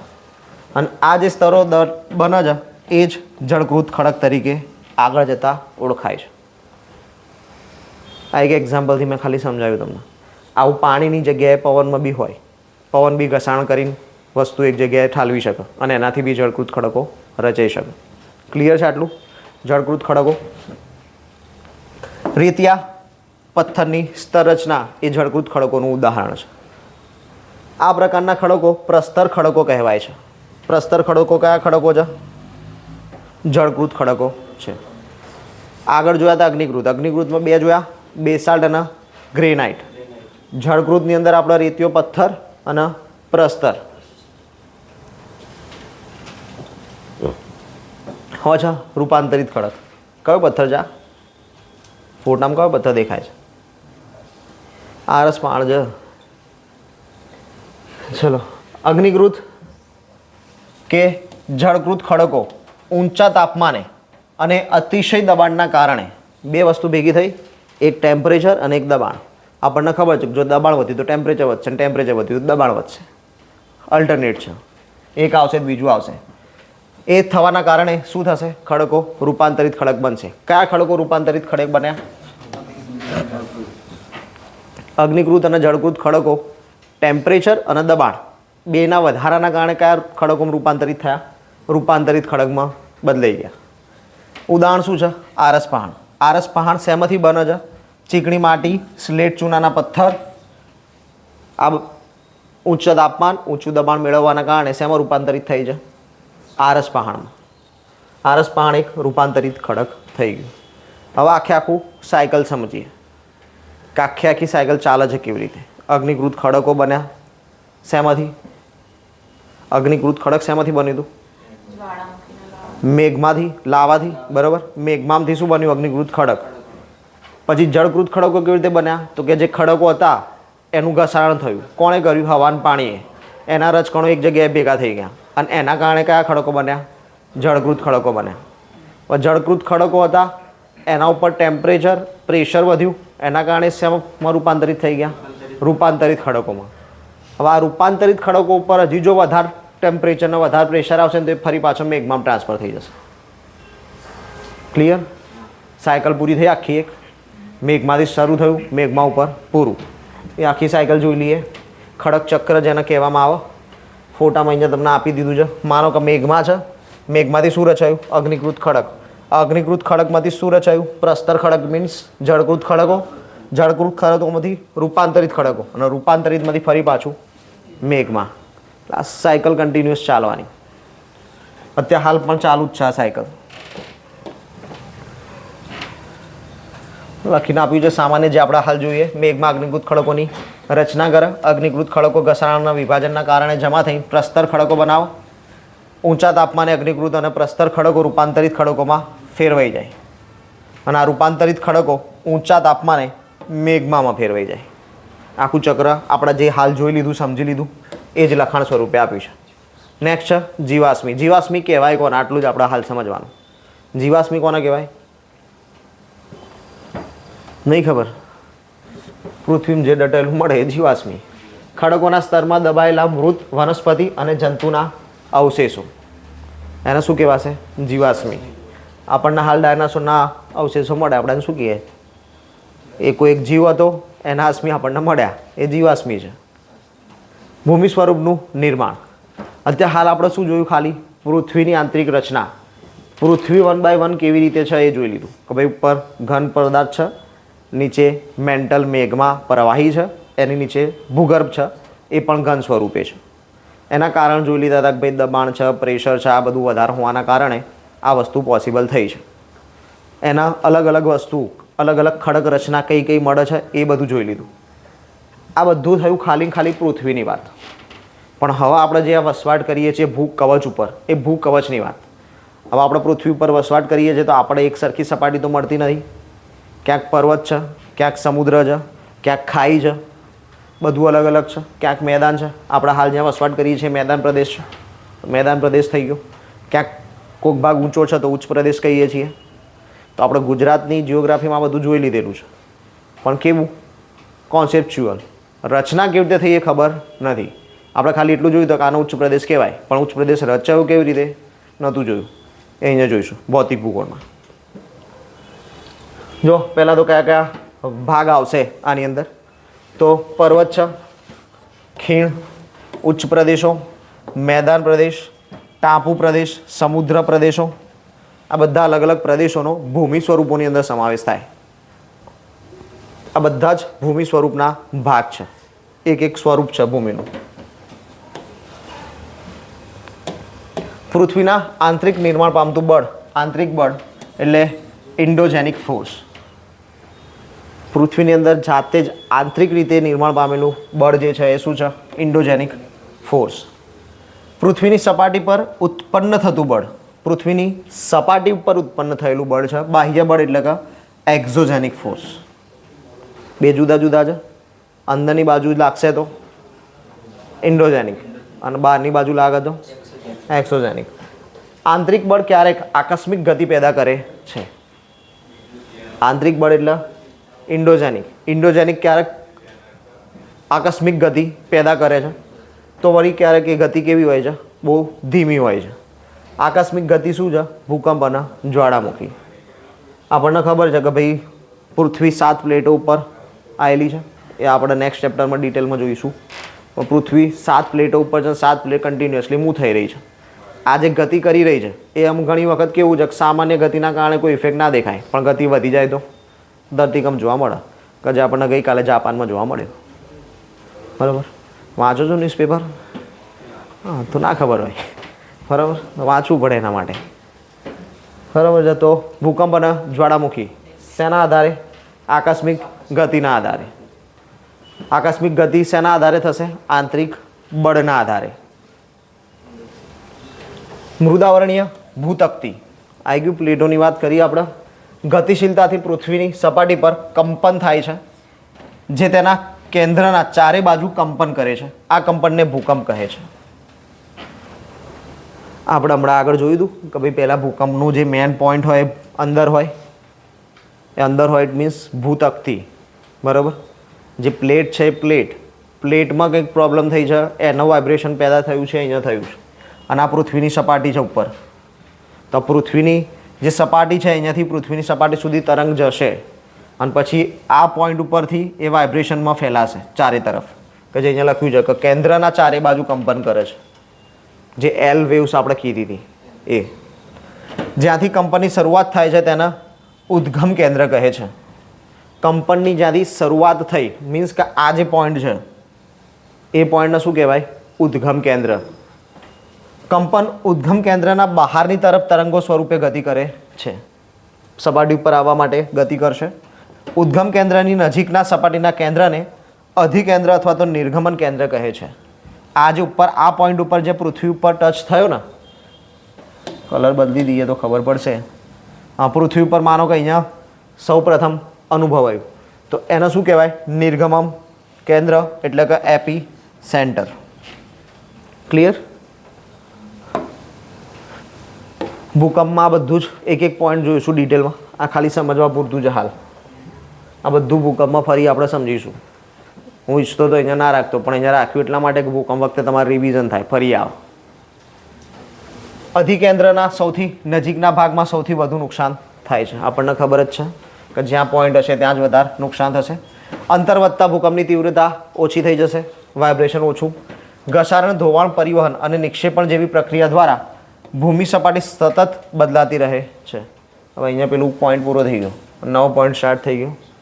નવા પોઈન્ટની અંદર આપણે જે વાત કરી હતી એક ભૂમિ સ્વરૂપમાં બદલાવ કેવી રીતે થાય છે, તો આપણે જોયું હતું અગ્નિકૃત ખડકો, જળકૃત ખડકો કેવી રીતે પરિવર્તિત થયા હતા ઘસારણના કારણે.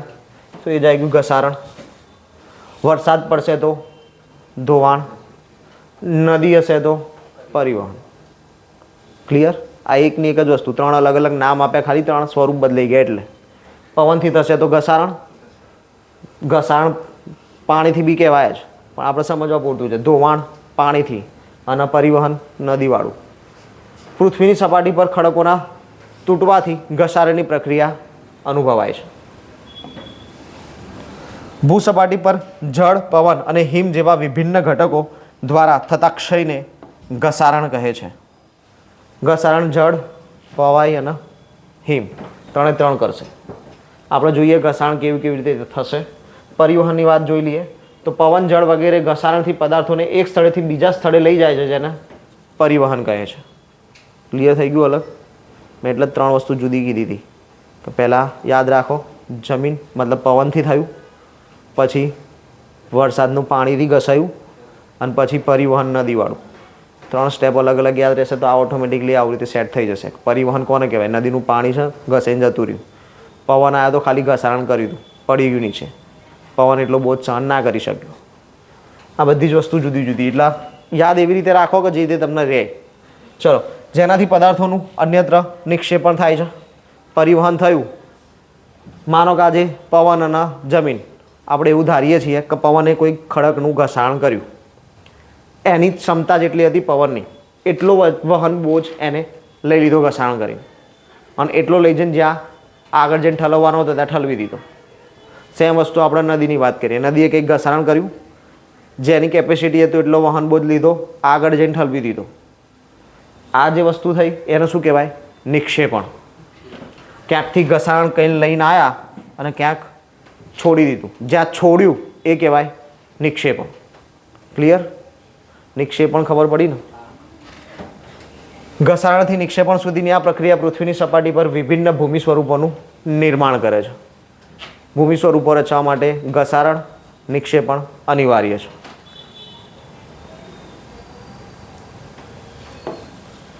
હવે નદી, આપણે નદીઓ નહીં જોવાની, નદી ઘસારણ કેવી રીતે કરે છે ને એ જોવાનું છે. બરાબર? એના લીધે શું રચાય છે એ જોઈશું. જ્યારે નદી નક્કર ખડક પરથી સીધા ઢોળાવવાળી ખીણ કે નીચાણવાળા ભૂમિ પર પડે છે તેને જળપ્રપાત કે જળધોધ કહે છે. તમને આ ફોટામાં દેખાય જ છે જળધોધ, જળપ્રપાત. આ જળધોધ છે, પ્રપાત તો આપણે એટલો લાંબો નહીં બતાવે અહીંયા, ખાલી આ જળધોધનો ફોટો મૂક્યો છે કે આવો કંઈક જળધોધ હોય. આપણે હમણાં સમજાતા બી ખરા કા પડશે એટલે અહીંયાથી બધું ધોવાણ કરી નાખશે. નદી મેદાની ક્ષેત્રમાં પ્રવેશ કરે છે તો તે વળાંકવાળા માર્ગ પર રહેવા લાગે છે. નદીના આ મોટા વળાંકોને સર્પાકાર વહન માર્ગ કહે છે. આગળ આપણે જોઈએ એટલે તમને ખબર પડશે કે શું કહેવા માંગીએ છીએ. બરાબર?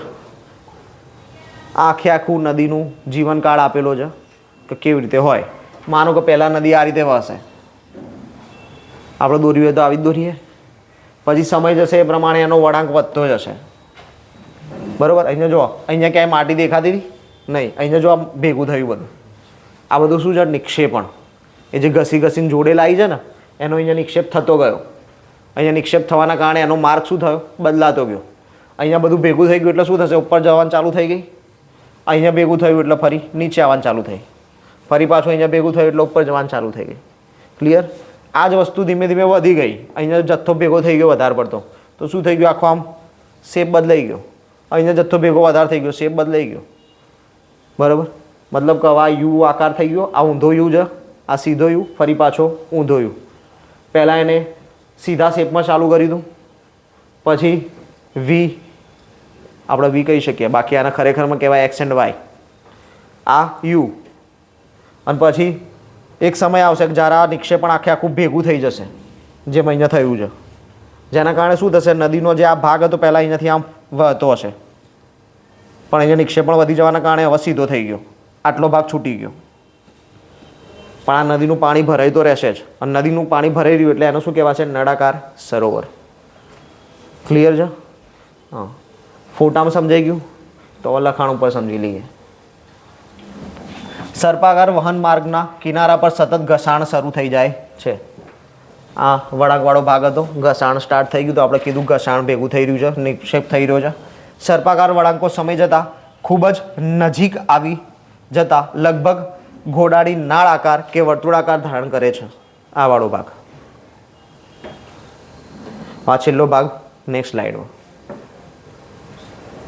આ અવસ્થામાં જ્યારે નદીમાં પૂર આવે છે, પૂર આવે છે ત્યારે નિક્ષેપણથી વળાંક વચ્ચેના ભૂમિભાગો નદી પ્રવાહથી કપાઈ જાય છે. કીધું પૂર આવ્યું તો શું થશે? અહીંયા હવે પૂર આવશે નદીમાં તો આ ભાગને છોડી દેશે, સીધે સીધું આગળ નીકળી જશે. હવે સિમ્પલ વસ્તુ છે કે અહીંથી આમ સીધું પડશે ને, આ સીધે સીધે અહીંયા જોઈન્ટ થઈ શકશે તો આ જ થાય. પૂર આવ્યું એટલે સીધી વળવાની જગ્યાએ સીધી જતી રહેશે એટલે આ ભાગ બચી જશે. અને એ છેલ્લે શું રચશે? નળાકાર સરોવર. વળાંક વચ્ચે ભૂમિભાગો નદી પ્રવાહથી કપાઈ જાય છે, જેથી નદી તેના લાંબા માર્ગને જોડી સીધો માર્ગ ગ્રહણ કરે છે. નદીના છોડેલા નળાકાર ભાગમાં પાણી રહી જાય છે, જેને નળાકાર સરોવર કહે છે. ક્યારેક નદી પોતાના કિનારાથી બહાર રહેવા લાગે છે. પરિણામે નજીકના વિસ્તારોમાં કાંપ અને અન્ય પદાર્થોનું નિક્ષેપણ કરે છે. તેને પૂરના મેદાનો કહે છે. ક્લિયર? હવે આમાં થયું શું? પૂરના મેદાનો કયા? તો જે આખા ભાગ બચી ગયા ને એ પૂરનું મેદાન. કેમ કે નદીનો જ કાંપ આખો અહીંયા ઠલવાયેલો છે. નદીના બંને કિનારાના મોટા પ્રમાણમાં કાંપ માટીના નિક્ષેપણથી લાંબા અને ઓછી ઊંચાઈના અનેક ઢગ રચાઈ જાય છે. આ ઢગને કુદરતી તટબંધ કહેવામાં આવે છે. નદી કિનારે જાઓ તમે તો ગામ કરતાં થોડો ઊંચો ભાગ આવે ને પછી નદી નીચી આવે પાછી. ઘણી વખત તમે જોયું હશે કે ગામ નીચું છે પણ નદી કિનારે જવું છે તો કે ઊંચાવાળો ભાગ છે, પછી નદી આવશે. તો આ એનું જ કારણ છે. નદીની શાખા પ્રશાખા નદીઓ મુખની નિર્માણ સમુદ્ર સંગમ પર કરે છે. સમુદ્ર સંગમ પર મુખ નિર્માણ કરે છે. મુખ ત્રિકોણ પ્રદેશ ડેલ્ટા. આ મુખ્ય ત્રિકોણ નહીં, મુખ ત્રિકોણ છે. બરાબર છે? મુખ ત્રિકોણ પ્રદેશ ડેલ્ટા કે જે આપણે લાસ્ટ ટાઈમ જોઈ લીધેલું. નેક્સ્ટ, નદી પૂરી થઈ ગઈ. નદીએ ઘસાણ કેવી રીતે કર્યું, શું કર્યું જોઈ લીધું આપણે. હવે વાત કરીએ સમુદ્રના મોજાની. સમુદ્રના મોજા કેવી રીતે ઘસારણ કરે છે. આ સમુદ્રના મોજા, આ જમીન ભાગ. દબાણનું હાલ વાત નહીં કરતા, આ મેં ફોટો બીજી જગ્યાએથી લીધો છે. આ આપણે આગળ જોઈશું, જ્યારે વરસાદનું જોઈશું ને ત્યારે આવશે આ વસ્તુ કામમાં. વાવાઝોડું વંટોળ આવશે એમાં આ ફોટો આવશે. પણ આ ખાલી સમજાવવા પૂરતું કે આ સમુદ્રના મોજા આ જમીન ભાગના અહીંયા અથડાતા રહેશે એટલે અહીંયા ઘસાણ કરતા રહેશે. ક્લિયર છે? તો આના આધારે અમુક ભૂમિભાગો રચાશે કે જે આપણે જોઈએ. સમુદ્ર મોજા સતત ખડકો સાથે ટકરાયા કરે છે, જેનાથી તિરાડો પડે છે. સમયાંતરે તે તિરાડો મોટી અને પહોળી બની જાય છે, જેને સમુદ્રી ગુફા કહે છે. અથડાતું જ રહ્યું, તિરાડ પડી, તિરાડ ધીમે ધીમે મોટી થતી ગઈ. છેલ્લે શું રચાઈ ગયું? સમુદ્ર ગુફા. આ ગુફાઓના મોટા થતા જવાથી માત્ર છત જ રહે છે. એવું સમજો કે આખો જમીન ભાગ હતો. અહીંયા તમને બાજુમાં દેખાય બી છે, બરાબર. આખો આમ જમીન ભાગ આખો જોઈન્ટ થયેલો હશે, પણ સમુદ્રના મોજા આવ્યા, અહીંયા તિરાડ પાડી દીધી, અહીંયા તિરાડ પાડી દીધી. વાત તિરાડ મોટી જ થતી ગઈ, એટલે અહીંયા સમુદ્ર ગુફા રચાઈ ગઈ, અહીંયા પણ સમુદ્ર ગુફા રચાઈ ગઈ. પછી સમય ગયો, મોજાએ વધારે પડતું જ તોડી નાખ્યું, તો આખું તૂટી ગયું. વચ્ચે આટલો એક જ ભાગ જ રહી ગયો. તો આને શું કહેવાય? કમાન, મહેરાબ. સમજાયું કેવી રીતે થયું છે? ચલો, સતત ઘસારો થવાથી તૂટી જાય છે અને ફક્ત દિવાલ જ રહે છે. દિવાલ જેવા ભૂ સ્વરૂપના શું કહેવાય છે? સ્ટેક. આ જ છે કમાન, મહેરાબ, સ્ટેક. સમુદ્ર જળની ઉપર લગભગ ઉર્ધ થયેલા ઊંચા ખડકાર કિનારાઓથી સમુદ્ર કમાન કહે છે. આપણે આગળ જે ફોટો જોયો એ જ છે. સમુદ્રી મોજાઓ કિનારા પર નિક્ષેપણ જમા કરી સમુદ્રનું પુલિન નિર્માણ કરે છે. આનું ખાસ ઇમ્પોર્ટન્ટ નહીં તમારે. નિક્ષેપણ કાર્ય સમુદ્રના મોજાથી ઓછું. હવે છે હિમનદી. આમાં જ ના સમજ પડે ને તો કહેજો, કેમ કે આમાં કન્ફ્યુઝન વધારે છે. ના ખબર પડે ત્યાં કહી દેજો. ઊંચાઈ પર જતાં વાતાવરણ ઠંડુ હોય છે. હિમાલય પર જઈએ તો વાતાવરણ ઠંડુ જ હોય. તેથી કેટલીક નદીઓ પર્વતના શિખર પર બરફથી થીજેલી જોવા મળે છે. આ થીજેલી નદીઓને શું કહીએ છીએ આપણે? હિમનદી. હિમનદીઓ નીચેના નક્કર ખડકોથી ગોળાશ્મ માટી અને પથ્થરોનું ઘસારણ કરી વિશિષ્ટ કે ગોળાશ્મી ભૂદ્રશ્યનું નિર્માણ કરે છે. નિર્માણ કર્યું છે ખાલી શેનું?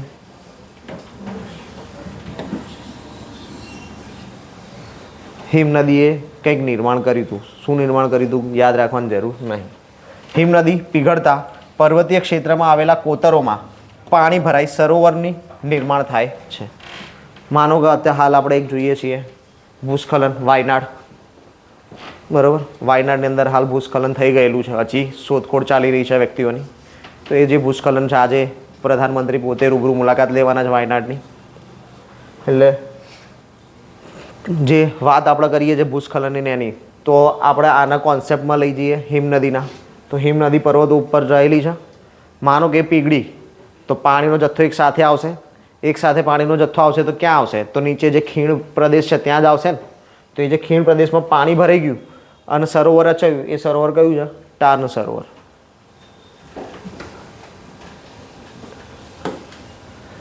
હિમનદી ઘસાણ દ્વારા યુ આકારની ખીણનું નિર્માણ કરે છે. આ જે છે, આ તમને નદી જોવા મળે છે. આ પર્વત જ છે, આ નદી છે. પણ આ નદી પહેલાં પર્વત આખો હતો. પહેલાં અહીંયા હતી, બરાબર. ઉપરનો ભાગ બરફ, નીચે પ્રવાહી. નીચે પ્રવાહી હોવાના કારણે નીચે ઘસાણ કન્ટિન્યુ ચાલુ રહે. ને નીચેથી ઘસતું હવા આ રીતે ખાડો પાડતી હતો. આકાર કયો છે? યુ. એટલે આપણે કીધું કે હિમનદી ઘસાણ દ્વારા યુ આકારની ખીણનું નિર્માણ કરે છે. નદીએ કર્યું હતું યુ આકારનું ખીણનું નિર્માણ. એ ખીણ નથી, બરાબર. એટલે યાદ રાખજો, યુ આકાર તો બેમાં આવશે, નદી અને હિમનદી. પણ ખીણ શબ્દ જોવાનો. ખીણ શબ્દ આપ્યો હોય તો કોણ આવે? હિમનદી આવે. નદીએ ખીણની રચના નથી કરી. હિમનદી દ્વારા લાવવામાં આવેલ પદાર્થો જેવા કે નાના મોટા ખડકો, રેતી અને કાંકરા નિક્ષેપિત થતાં તેના પ્રવાહ વચ્ચે ટેકરી સ્વરૂપની ડ્રીમલિન ભૂમિ સ્વરૂપની રચના થાય છે. અહીંયા જોવા આ ફોટા. આપણે જે આગળ વાત કરી હતી એવું જ. પાણીમાં બધું ખેંચાઈને આવ્યું, અહીંયા ભેગું થતું ગયું. આ શું કહેવાય? ડ્રમલિન. શેના આધારે? હિમનદીના આધારે. આ મેં ફોટો તમને સમજાય એટલા માટે મૂક્યો છે. હિમનદીવાળો કોન્સેપ્ટ એકચ્યુઅલમાં નથી. આ તમને ખાલી આ વસ્તુ સમજાઈ જાય ને એટલા માટે અહીંયા ફોટો રાખ્યો છે. એવું નહીં કે આ હિમનદીવાળો જ ફોટો છે. હા, તમને સમજાય એટલા માટે આ ડ્રમલિનનો ફોટો આ રીતે મૂક્યો છે.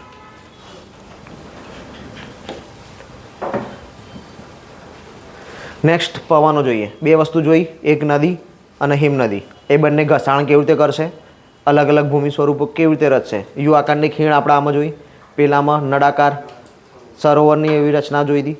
હવે પવનોની વાત કરીએ. પવનોની રચનાઓ જોઈએ. રણમાં પવન એ ઘસાણ અને નિક્ષેપણનું મુખ્ય પરિબળ છે. રણમાં તો વરસાદ બી નહીં આવવાનો, નદીઓ બી નહીં, પવન જ કામ કરશે. પવન અને ખડકોના ઉપરના ભાગની સરખામણી નીચેના ભાગને સરળતાથી ઘસે છે. આનો મતલબ શું છે એ સમજાવું ખાલી. ફોર એક્ઝામ્પલ કે આ એક પર્વત છે એવું માની લો. હવે પવન છે એ આ દિશામાં વહી રહ્યો છે, બરોબર. તો એ આ ભાગને જેટલું નહીં ઘસે ને એનાથી વધારે આ ભાગને ઘસી નાખશે. ઉપરના ભાગ કરતાં નીચેના ભાગનું ઘસાણ વધારે કરશે. સમજો છો? બીજી રીતે સમજાવું. વંટોળ આવે તો કેવું હોય? ઉપરનો ભાગ નાનો, નીચેનો ભાગ મોટો. આ રીતે નીચેથી ચક્કર ઉપર જતા જતા જતા નાનું થઈ જાય. તો ઘસાણા ક્યાં વધારે કરશે? નીચે કે ઉપર? નીચે. એ જ વસ્તુ અહીંયા લાગુ પડે. પવન સૌથી વધુ ઘસાણ ક્યાં કરશે? નીચેના ભાગમાં. એટલે વધારે પડતું ઘસે આ જ હશે. ઉપરનું ઓછું ઘસાશે, નીચેનું વધારે ઘસાશે. એટલે આ જે સપાટી ભાગ આવો ચોરસ હતો ને એની જગ્યાએ આગળ જતાં કેવું થઈ જશે? તો કે આમ કરીને આમ વધારે પડતું નીચેથી ઘસાઈ ગયેલો જોવા મળશે. કેમ કે અહીંયા તો પાછી જમીન છે. એટલે આ ભાગ વધારે પડતો અંદર થઈ જશે, આમ રચાઈ જશે. ક્લિયર છે? ઘસાણ કોણે કર્યું છે? પવને. પવન ગતિથી પોતાની સાથે રેતને એક સ્થળેથી બીજા સ્થળ ઉપર પહોંચાડે છે. જ્યારે પવનની ગતિ અટકે છે ત્યારે તે રેતી જમીન પર પથરાઈને નાની ટેકરીઓ બનાવે છે, જેને ઢુવા કે બારખાન કહે છે. રેતીના ઢગલા છે ખાલી, એ બદલાતા રહેશે, એકની એક જગ્યાએ નહીં રહે. જ્યારે આ માટીના કણ વિશાળ વિસ્તારમાં નિક્ષેપિત થઈ જાય છે ત્યારે તેને લોએસ કહેવામાં આવે છે. હવે આ જે રેતીનો ઢગલો હતો ને એ આખા વિસ્તારમાં ફેલાઈ ગયો.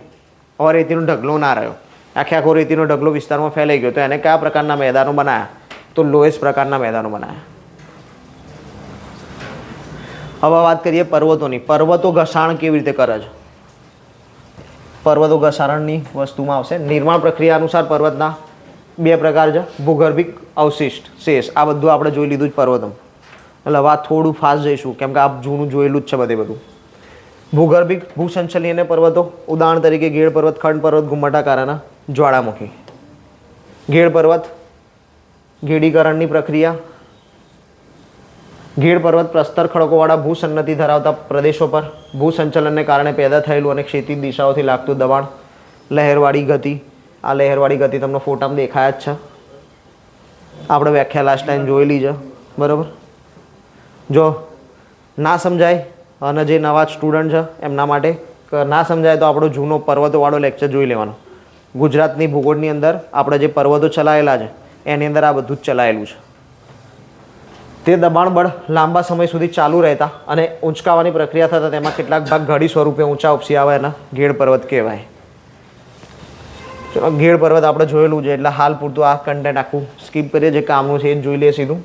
હા, ગેડીકરણમાં પર્વતો કયા કયા આવશે? હિમાલય, એન્ડીઝ અને આલ્પસ પર્વતમાળા. નવા ગેડ પર્વતો આજથી લગભગ 3 કરોડ વર્ષ પહેલાં બનેલા પર્વત ગેડ પર્વતો છે.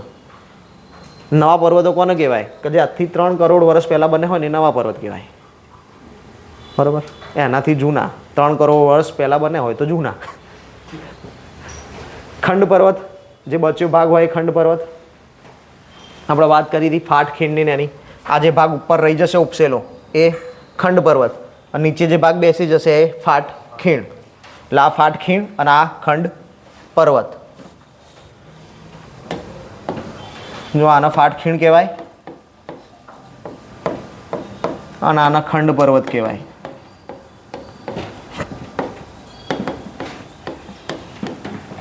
ક્લિયર? આ વચ્ચેનો ભૂમિભાગ નીચે બેસી ગયો કાં તો પછી આજુબાજુનો ભૂમિભાગ ઉપર ઉપસી આવ્યો. બે પોસિબિલિટી. એક, આ જમીન ભાગ એમને એમ રહ્યો, વચ્ચેનો ભાગ નીચે બેસી ગયો તો પણ પોસિબલ થયું.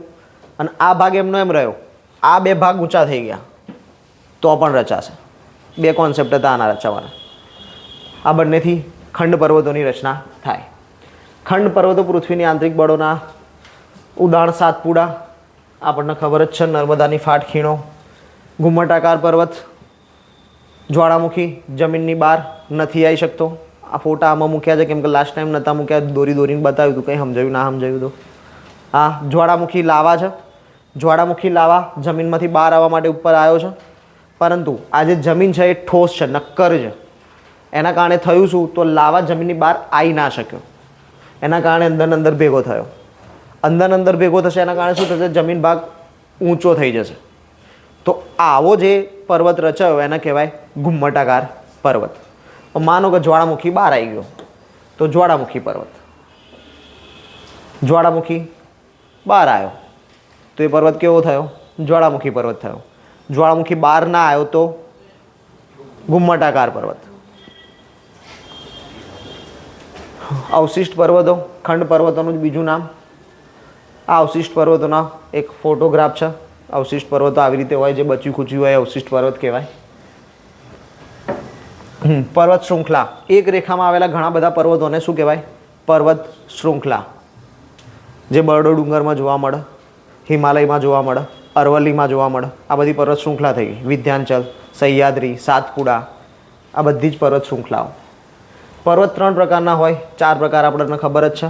અહીંયા 3 નહીં 4. આપણે ઘુમ્મટાકાર એડ થશે આની અંદર. ગેડ પર્વત, જ્વાળામુખી, ખંડ અને ઘુમ્મટાકાર, 4 પર્વતો. હિમાલય તથા આલ્પસ પર્વત જેમની સપાટી ઉબડખાબડ તથા શિખર શંકુ આકારના છે. કયા 2 પર્વતની વાત છે? હિમાલય અને આલ્પ્સ. ભારતનો અરવલ્લી પર્વત વિશ્વનો સૌથી જૂનો ગેડ પર્વત. આ 2 બી કેવા પર્વતો છે? ગેડ પર્વતો જ છે. બરાબર. ગેડીકરણની પ્રક્રિયા દ્વારા જ રચાયેલા છે. સૌથી જૂનો ગેડ પર્વત કયો? અરવલ્લી. અને સૌથી જૂનો પર્વત કયો? અરવલ્લી. ગમે તે રીતે પ્રશ્ન પૂછાય, જૂનું દેખાય એટલે જવાબ શું આવે? અરવલ્લી. અહીંયા કંઈ ચેન્જીસ કરવામાં આવશે નહીં. ધોવાણની પ્રક્રિયાને કારણે ઘસાઈ ગયું છે. હાલની અરવલ્લીની પરિસ્થિતિ શું છે? તો કે આ ધોવાણ થઈ ગયું છે અને ઘસાઈ ગઈ છે. ઘસારણના કારણે ઉત્તર અમેરિકાના આલ્પ્લેશિયન તથા યુરાલિસ પર્વત ગોળાકાર દેખાય છે. આની ટોચ ઘસાઈ ગઈ છે. પર્વતની ટોચ, પર્વત સામાન્ય રીતે આવી ટોચ ત્રિકોણાકાર ધરાવે.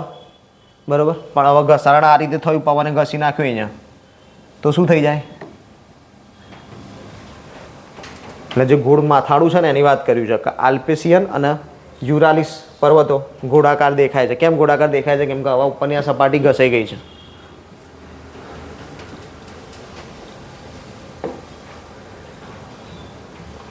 જ્યારે ખૂબ મોટો ભાગ તૂટી જાય છે ત્યારે ઉદ્ધ્વધારના રૂપ વિસ્થાપિત થાય છે. ખંડ પર્વતની રચના થાય છે. ખંડ પર્વતનો ફોટો જુઓ એટલે તમને ખબર પડશે. અહીંયા જે આખો આ પર્વત હતો, સમજો આખો પર્વત છે, વચ્ચેથી આ ભાગ તૂટી ગયા તો જે બચ્યા એ બધા ખંડ પર્વતો. ઉપર ઉપસેલા ભાગને ખંડ પર્વત અને નીચે બેસી ગયેલા ભાગને ફાટખીણ. આપણે પેલા ફોટામાં સમજી લીધું.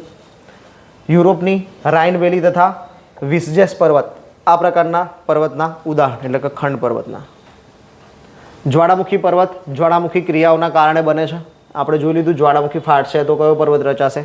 જ્વાળામુખી પર્વત રચાશે. ઉદાહરણ તરીકે આફ્રિકાનો કિલીમાંજારો પર્વત એક જ્વાળામુખી પર્વત છે. જાપાનનો ફ્યુઝિયામા. આ ફ્યુઝિયામા કેમ બહુ ચર્ચિત છે? સક્રિય છે. બરાબર. આના કારણે સૌથી મોટી જાપાનમાં હોનારત થયેલી પરમાણુની. બરાબર. પરમાણુ મથક હતું જાપાનનું કે જે બ્લાસ્ટ થઈ ગયું હતું ફ્યુઝિયામાના અનુસંધાને. ફ્યુઝિયામા ફાટ્યો, સુનામી આવી. સુનામીના કારણે પરમાણુ મથક બ્લાસ્ટ થયું. એના કારણે રેડિયેશન ફેલાઈ ગયું. પરમાણુનું ઉત્પાદન ચાલુ હતું. ન્યુક્લિયર એનર્જીનું ઉત્પાદન ચાલુ હતું પરમાણુ મથકમાં. એ પરમાણુ મથકની અંદર પાણી ભરાઈ ગયું. પરમાણુ મથક તૂટી ગયું. એના કારણે જે પણ રેડિયેશન હતું ને ન્યુક્લિયર, એ બધું શેમાં ટ્રાન્સફર થઈ ગયું? પાણીમાં. જાપાનની ટેકનોલોજીના અનુસંધાને જાપાનવાળાએ એ પાણી પાછું સમુદ્રમાં જતાં અટકાવ્યું. કેમ? કેમ કે જો સમુદ્રમાં જાય તો સમુદ્રનું બધું પાણી ન્યુક્લિયર અનુસંધાને ફેલાય. હવે આમાં થાય શું? તો કે જાપાને રોકી રાખ્યું કે આ પાણીને સમુદ્રના પાણી સાથે એટેચ ના થવા દેવામાં આવે, કે જેથી કરીને સમુદ્રનું પાણી જે ન્યુક્લિયર એનર્જીવાળું છે એવું ના થાય, કે જેના કારણે સમુદ્ર જીવસૃષ્ટિને નુકસાન ના પહોંચે. હવે હાલની કન્ડિશન એવી છે કે આના વર્ષો વીતી ગયા છે, 50 વર્ષ થઈ ગયા આ પ્રક્રિયા થઈ. હવે જે પાણી અત્યાર સુધી જાપાને સાચવી રાખ્યું છે એને ટેસ્ટ કરી લીધા છે, એને બધું પરિણામો જાહેર કરી દીધા છે વિશ્વ સામું, કે કે જો આ પાણીમાં કોઈ જ જાતનું ન્યુક્લિયર રેડિયેશન રહ્યું નથી, હવે કંઈ રેડિયેશન નહીં, હવે હું આ પાણીને સમુદ્રમાં છોડું છું, તો એ બધા માનવા તૈયાર નહીં. પરિણામ આપ્યા છે. માછલીમાં પેલી ચિપ્સ ને એ બધું લગાવ્યું છે, ટ્રેકર લગાવ્યા છે, બતાવ્યું છે કે આ માછલીઓ અત્યારે હાલ હવે જીવી રહી છે, રેડિયેશનનો એના ઉપર કોઈ જ પ્રભાવ નથી પડી રહ્યો, કંઈ જ નહીં, પણ કોઈ માનવા તૈયાર નહીં. બરાબર? એટલે સારું કહેવાય કે એ લોકોએ પોતાની ટેકનોલોજીથી સાચવી રાખ્યું. બીજો કોઈ દેશ હોય તો કે મારા શું, મારું થશે, બધાનું થશે. ચલો, આપણે વાત કરી હતી ફ્યુઝિયામાની. બરાબર? જ્વાળામુખી પર્વત છે. પર્વત એ પાણીના સંગ્રહક છે. હવે પર્વત પાણીના સંગ્રહક કેવી રીતે? જેટલી પણ નદીઓ નીકળે ક્યાંથી નીકળે? તો તમે કહી શકો કે પાણીના સંગ્રહક છે. ઘણી બધી નદીઓનું ઉદ્ગમ સ્થાન પર્વત પર આવેલ હિમનદી કહેવાય છે. પર્વતથી ઉદ્ભવતી નદીઓના પાણીનો ઉપયોગ સિંચાઈ તથા જળ વિદ્યુત ઉત્પન્ન કરવામાં થાય છે. પર્વત પર અલગ અલગ પ્રકારની વનસ્પતિઓ તથા જીવજંતુઓ વસવાટ કરે છે. આપણને ખબર જ છે આ બધી વસ્તુ. પર્વતના વનમાંથી બળતણ માટે લાકડું ઉપયોગી કાચો માલ, આ બધી વાત કરી છે પર્વતોની. વાત કરીએ આની સ્પોટ્સની. પર્વતો ઉપર સ્પોટ્સ કયા કયા આવે? આ 4 સ્પોટ્સ તમને જોવા મળે છે અલગ અલગ. આ છે પેરાગ્લાઇડિંગ, પર્વતો ઉપરથી કૂદી જવાનું. આ છે રાફ્ટિંગ. બરાબર? આ માઉન્ટિંગ, જે તમે શું કે આપણે આને શું ટ્રેકિંગ, આપણે ટ્રેકિંગ જેવા શબ્દો વાપરીએ. અને આ બંજી જમ્પિંગ, એને કહેવાય શું? બંજી જમ્પિંગ તો આપણે નામ આપી દીધું, એને શું કહેવાય? Hague gliding. બરાબર? એને કહેવાય શું? Hague guiding. બરાબર? રાફ્ટિંગ આપણે જોઈ લીધું. પછી આપણે વાત કરી હતી ટ્રેકિંગની, એ છે સ્કીઇંગ. સ્કીઇંગ જે પગમાં પેલા પહેરીને બરફ ઉપર દોડતા હોય છે, સ્કીઇંગ. અને પેરાગ્લાઇડિંગ આપણને ખબર જ છે. બરાબર? બલૂન લઈને કૂદી જાઓ, પેરાગ્લાઇડિંગ. ચલો, હવે વાત કરીએ ઉચ્ચ પ્રદેશોની. ઉચ્ચ પ્રદેશ બી આપણે જોયેલા જ હતા. જોઈ લઈએ ફટાફટ એક વખત ફરી. એ ઊંચાઈ પર આવેલી સપાટ જમીન છે જે આજુબાજુના પ્રદેશથી ઊંચો ભાગ ધરાવે છે. જમીન મેજની જેમ સપાટ છે. ઉચ્ચ પ્રદેશની ઊંચાઈ કેટલી? તો કે 100 થી 1000 મીટર. આપણે આગળ કેટલી જોયેલી? 300 થી 180 થી 300. એટલા માટે જ મેં અહીંયા 180 લખીને આપ્યું છે. બરાબર? અને એ વખતે મેં કીધું હતું, એમાં સ્પષ્ટતા કરી હતી આપણે, ઊંચાઈનો માપ ભ્રામક છે. આ સ્ટેટમેન્ટ મેં એટલા માટે જ ઈચ એન્ડ એવરી જગ્યાએ વાપર્યું હતું. અને અહીંયા તમને આ સ્ટેટમેન્ટમાં મેં એટલા માટે જ બીજી જે ઊંચાઈ આવે છે એ આપી દીધી. બીજી જગ્યાએ શું લખેલું છે? તો કે 100 થી 1000 મીટર. આપણે જે લાસ્ટ ટાઈમ જોયું હતું એ બી ઓથેન્ટિકેટ બુક હતી. આ જે કન્ટેન્ટ છે એ બી ઓથેન્ટિકેટ બુકમાંથી છે. અને એટલા માટે જ મેં લાસ્ટ ટાઈમ તમને કીધું હતું કે આને બહુ મગજ પર લેવાનું નહીં, યાદ રાખવાનું, બાકી લોડ નહીં લેવાનો. આપણને એટલી ખબર હોવી જોઈએ કે ભાઈ 180થી કાં તો 100થી ઊંચું હોવું જોઈએ તો ઉચ્ચ પ્રદેશમાં આવો, બસ. પછી એનાથી વિશેષ યાદ નહીં રાખવાનું. ભારતમાં દખ્ખણનો ઉચ્ચ પ્રદેશ જૂના ઉચ્ચ પ્રદેશોમાંનો એક. તિબેટનો ઉચ્ચ પ્રદેશ વિશ્વનો સૌથી ઊંચાઈ પર આવેલ ઉચ્ચ પ્રદેશ. સૌથી ઊંચાઈ પર આવેલો ઉચ્ચ પ્રદેશ કયો છે? તિબ્બતનો ઉચ્ચ પ્રદેશ. ઊંચાઈ કેટલી? 4000 થી 6000 મીટર. 4000 થી 6000 મીટરની ઊંચાઈ છે. હવે અહીંયા જ 100 થી 1000 મીટર. એટલા માટે જ મેં લાસ્ટ ટાઈમ કીધું હતું એ પ્રમાણે. અત્યારે આમાં નહીં લખીને લાવ્યો, કેમ કે લાસ્ટ ટાઈમ લખીને કહી દીધું છે કે ભ્રામક છે આ માપો, બહુ લોડ લઈને યાદ નહીં રાખવાના. એના કારણો બી જણાવ્યા હતા, કેમ, કયા કયા કારણો છે, શું છે શું નહીં, પરિબળો જોવા પડે છે, એ બધું જ આપણે જોઈ લીધું હતું. ઉચ્ચ પ્રદેશ ખનિજનો ભંડાર હોય છે, માટે જ વિશ્વના અધિકતર ખનન ક્ષેત્રો ઉચ્ચ પ્રદેશમાં આવેલા છે. કયા કયા ખનન ક્ષેત્રો? તો આફ્રિકાના ઉચ્ચ પ્રદેશમાં સોનું તથા હીરાના ખનન માટે જાણીતું છે. હમણાં જ ખાણ જોઈ કઈ હતી? રોબિન્સ, સોનાની, 4 કિલોમીટર ઊંડાઈ. છોટા નાગપુરના ઉચ્ચ પ્રદેશમાં લોખંડ, કોલસો અને મેંગેનીઝ મળી આવે છે. ગુજરાતમાં મેંગેનીઝ ખાણ ક્યાં આવેલી છે? ગુજરાતમાં મેંગેનીઝની ખાણ ક્યાં આવેલી છે? આપણે ચલાવી દીધું ખનિજોમાં. ઉદ્યોગમ બી એક વખત ફરી રિપીટ કરેલું. પંચમહાલ જિલ્લો છે. જગ્યા તમે કહો. આનાથી વધારે હિન્ટ નહીં અપાય હવે. હા,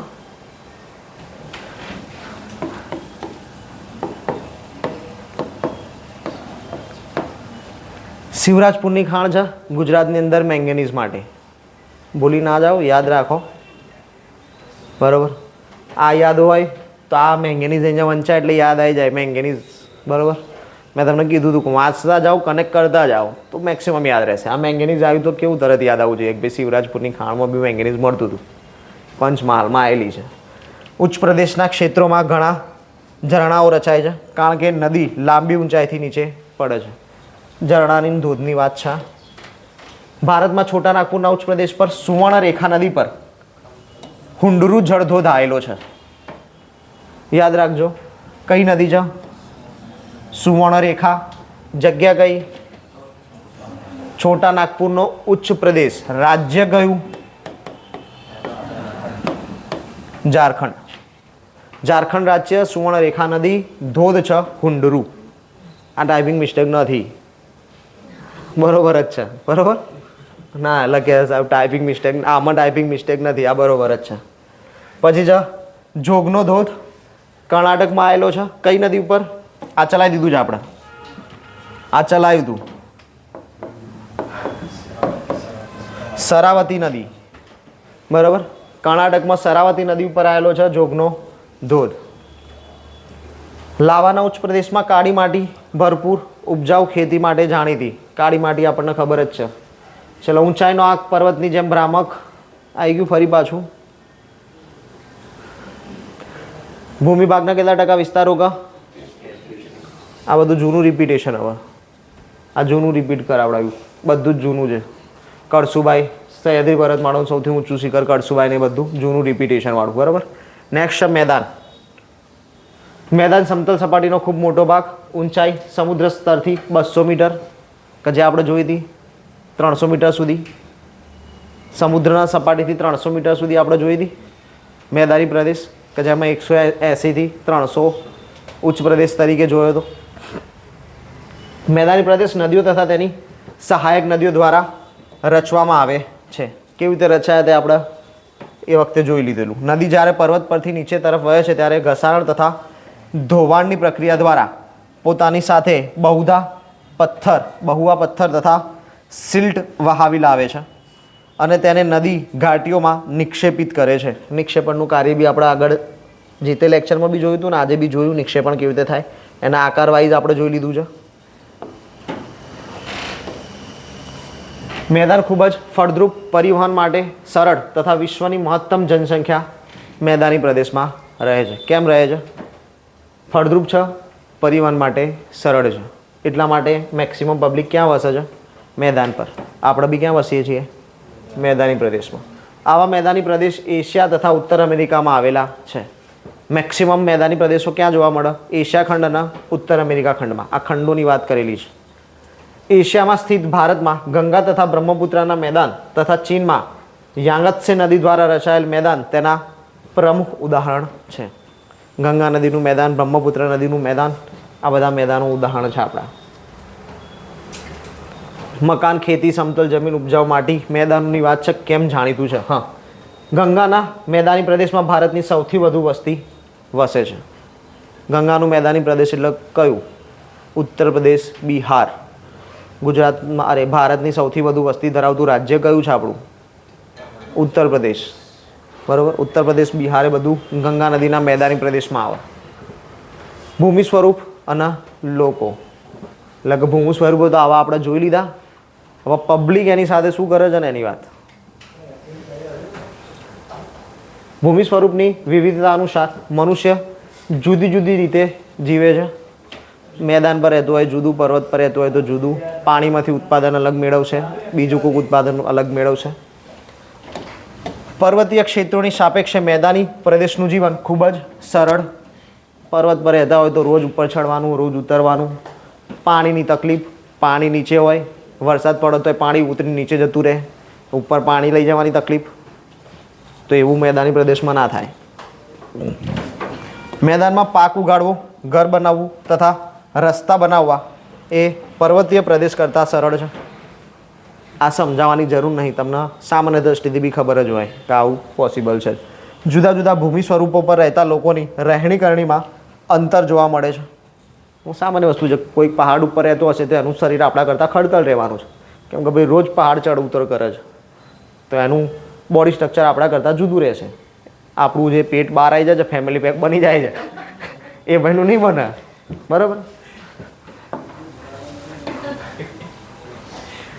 ચલો, આપણી પાસે રહેલ જમીન અને પાણીનો કેટલો અને કેવો ઉપયોગ કરીએ છીએ એની વાત કરીએ છીએ તો ઉપજાઉ જમીન પર ઘર બનાવવું. આપણે જોઈએ જ છીએ હાલ ખેતરો નીલામ થઈ જાય છે અને બિલ્ડિંગો બની જાય છે. કોઈ પણ જગ્યાએ કચરો નાખી દેવો. અમદાવાદનો ઢગલો આપણે હાલ હજી પૂરો નહીં કરી રહ્યા.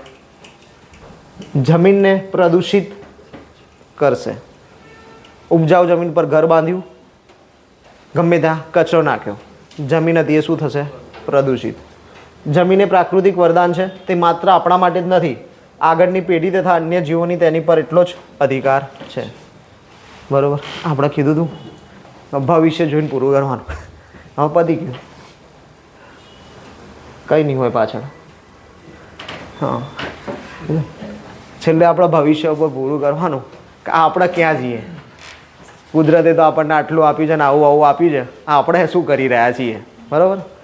ચલો, કંઈ નહીં, તો કોન્સેપ્ટ યાદ રાખીને જોજો. ગેર જો પાણીનો વે થતો હોય તો બચાવજો. બરાબર. કોર્પોરેશન દ્વારા તમારા ઘેર ઘેર પેલા ડસ્ટબિન અલગ આપેલા હશે. લીલો કચરો જુદો કરો ને સૂકો કચરો જુદો કરો. હવે ખબર નહીં, લીલા કચરામાં સૂકા કચરા બેમાંથી એક ડબલામાં કચરો ભરાઈ જાય, બીજું ડબલું કાં તો અનાજ મૂકવામાં કાં તો પાણી ભરવામાં કામમાં લેવાય જાય. તો એવું ના કરો. લીલો કચરો સૂકો કચરો બે બોક્સ અલગ આપ્યા છે, જુદું કરો, અલગ રાખો એના. બરાબર. કેમ કે આપણે એ અલગ રાખશું તો આપણા લોકો ઉપર આવનારા ટેક્સમાં ક્યાંક ઘટાડો થઈ શકે ભવિષ્યમાં. કેમ ઘટાડો થઈ શકે?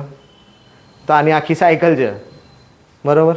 તમે કચરો ભેગો કરી નાખ્યો, ભેગો કરીને તમે આપી દીધો, એ ભેગો થયેલો કચરો એક જગ્યા ઉપર ઠલવાશે, ત્યાંથી બીજી જગ્યાએ જશે, અને પછી બીજી જગ્યાએ જઈને પછી અલગ કરવાની વાત આવશે કે વાન અલગ કરો. એટલે ફરી બીજા માણસોને રોકવાના કચરો અલગ કરવા, કાં તો મશીનરીથી કામ કરવા માટે બી માણસ તો જોઈશે જ. તો મશીનરીનો મેન પાવરનો બધાનો વેસ્ટ થયો, એ બધું જ હશે, પાછો કચરો અલગ થશે. હવે ટાઈમ પીરિયડ વીતી ગયો હોવાના કારણે અમુક જ કચરો અલગ થઈ શકશે, જેના કારણે બીજો કચરો નકામો થઈ ગયો, એનો ફરી ક્યાંય યુઝમાં જ ના લઈ શકાય. જો તમે પહેલેથી જ અલગ કરીને આપ્યો હોત તો બે કચરો યોગ્ય રીતે વપરાશમાં લેવા. તમારો લીલો કચરો જે છે એ ખાતર બનાવવામાં સારી રીતે વાપરી શકાય, તો એનું ખાતર બનાવીને ઉત્પાદન વધારણ માટે બી થાય, આવક મળવાનું ચાલુ થઈ જાય કચરામાંથી. જો તમે અલગ કચરો બનાવીને આપો છો તો કોર્પોરેશનનો ફાયદો શું થાય કે તમારો લીલો કચરો છે એના ખાતર બનાવવા માટે યુઝ કરી શકશે. ખાતર બનાવવાનું યુઝ કરશે તો એમાં રોજગારી બી મળશે અને આવક બી મળશે કોર્પોરેશનનો. તો એનો બોજો તમારા ઉપર જ ઘટશે અલ્ટિમેટ. તો કાં તો બોજો નહીં ઘટાડો તો તમારી સુવિધાઓ વધારી દેશે, કેમ કે એની ઇન્કમ વધી છે. સામે બીજો સૂકા કચરાની વાત કરો તો સૂકા કચરાની અંદર બી રીડેવલપમેન્ટની પ્રોસેસ ચાલુ થશે, રિસાયકલ કરવાનું સ્ટાર્ટ કરશે. તો રિસાયકલિંગમાં બી રોજગાર બી એડ થશે, આવક બી મળશે, સેમ બેનિફિટ તમને. પણ આપણે ભેગું શું કરી દઈએ? બે ભેગું, એટલે પૂરું થઈ ગયું. બે ભેગું કર્યું એટલે બે ભેગું કરવાથી જુદું કરવામાંથી નવરું ના પડે કોર્પોરેશન. જુદું કરે ત્યાં સુધી મેં કામ જેટલું લેવાનું એટલું પૂરું થઈ ગયું હોય. અને આવા પ્લાસ્ટિક રિસાયકલ થવા જેવું રહ્યું હોય કે ના, જે ખાવાનો કચરો હોય ખાવાનો કચરો ખાતર બનાવવા લાયક રહ્યો હોય, એટલે કંઈ મતલબ રહેતો નહીં. ઉલટાનું શું થાય છે? નુકસાન. તમે આપો છો ને પૈસા ખર્ચવા પડે છે. એટલે કોર્પોરેશને એવું નક્કી કર્યું કે ભાઈ ના, લાવો આપણે ચલો બે ડસ્ટબિન અલગ આપીએ તો પબ્લિકને આપણે સારો લાભ આપી શકીએ. પબ્લિક બી બહુ જબરદસ્ત છે. આવા તો છે એક જ ડબલું રાખવાનું, બીજા ડબલાનો બીજો યુઝ કરવાનો. કચરો તો એક જ ડબલામાં હોય ને. ચલો, કંઈ નહીં, આટલે રાખીએ છીએ આજનો લેક્ચર. જય હિન્દ, જય ભારત, જય ગુજરાત.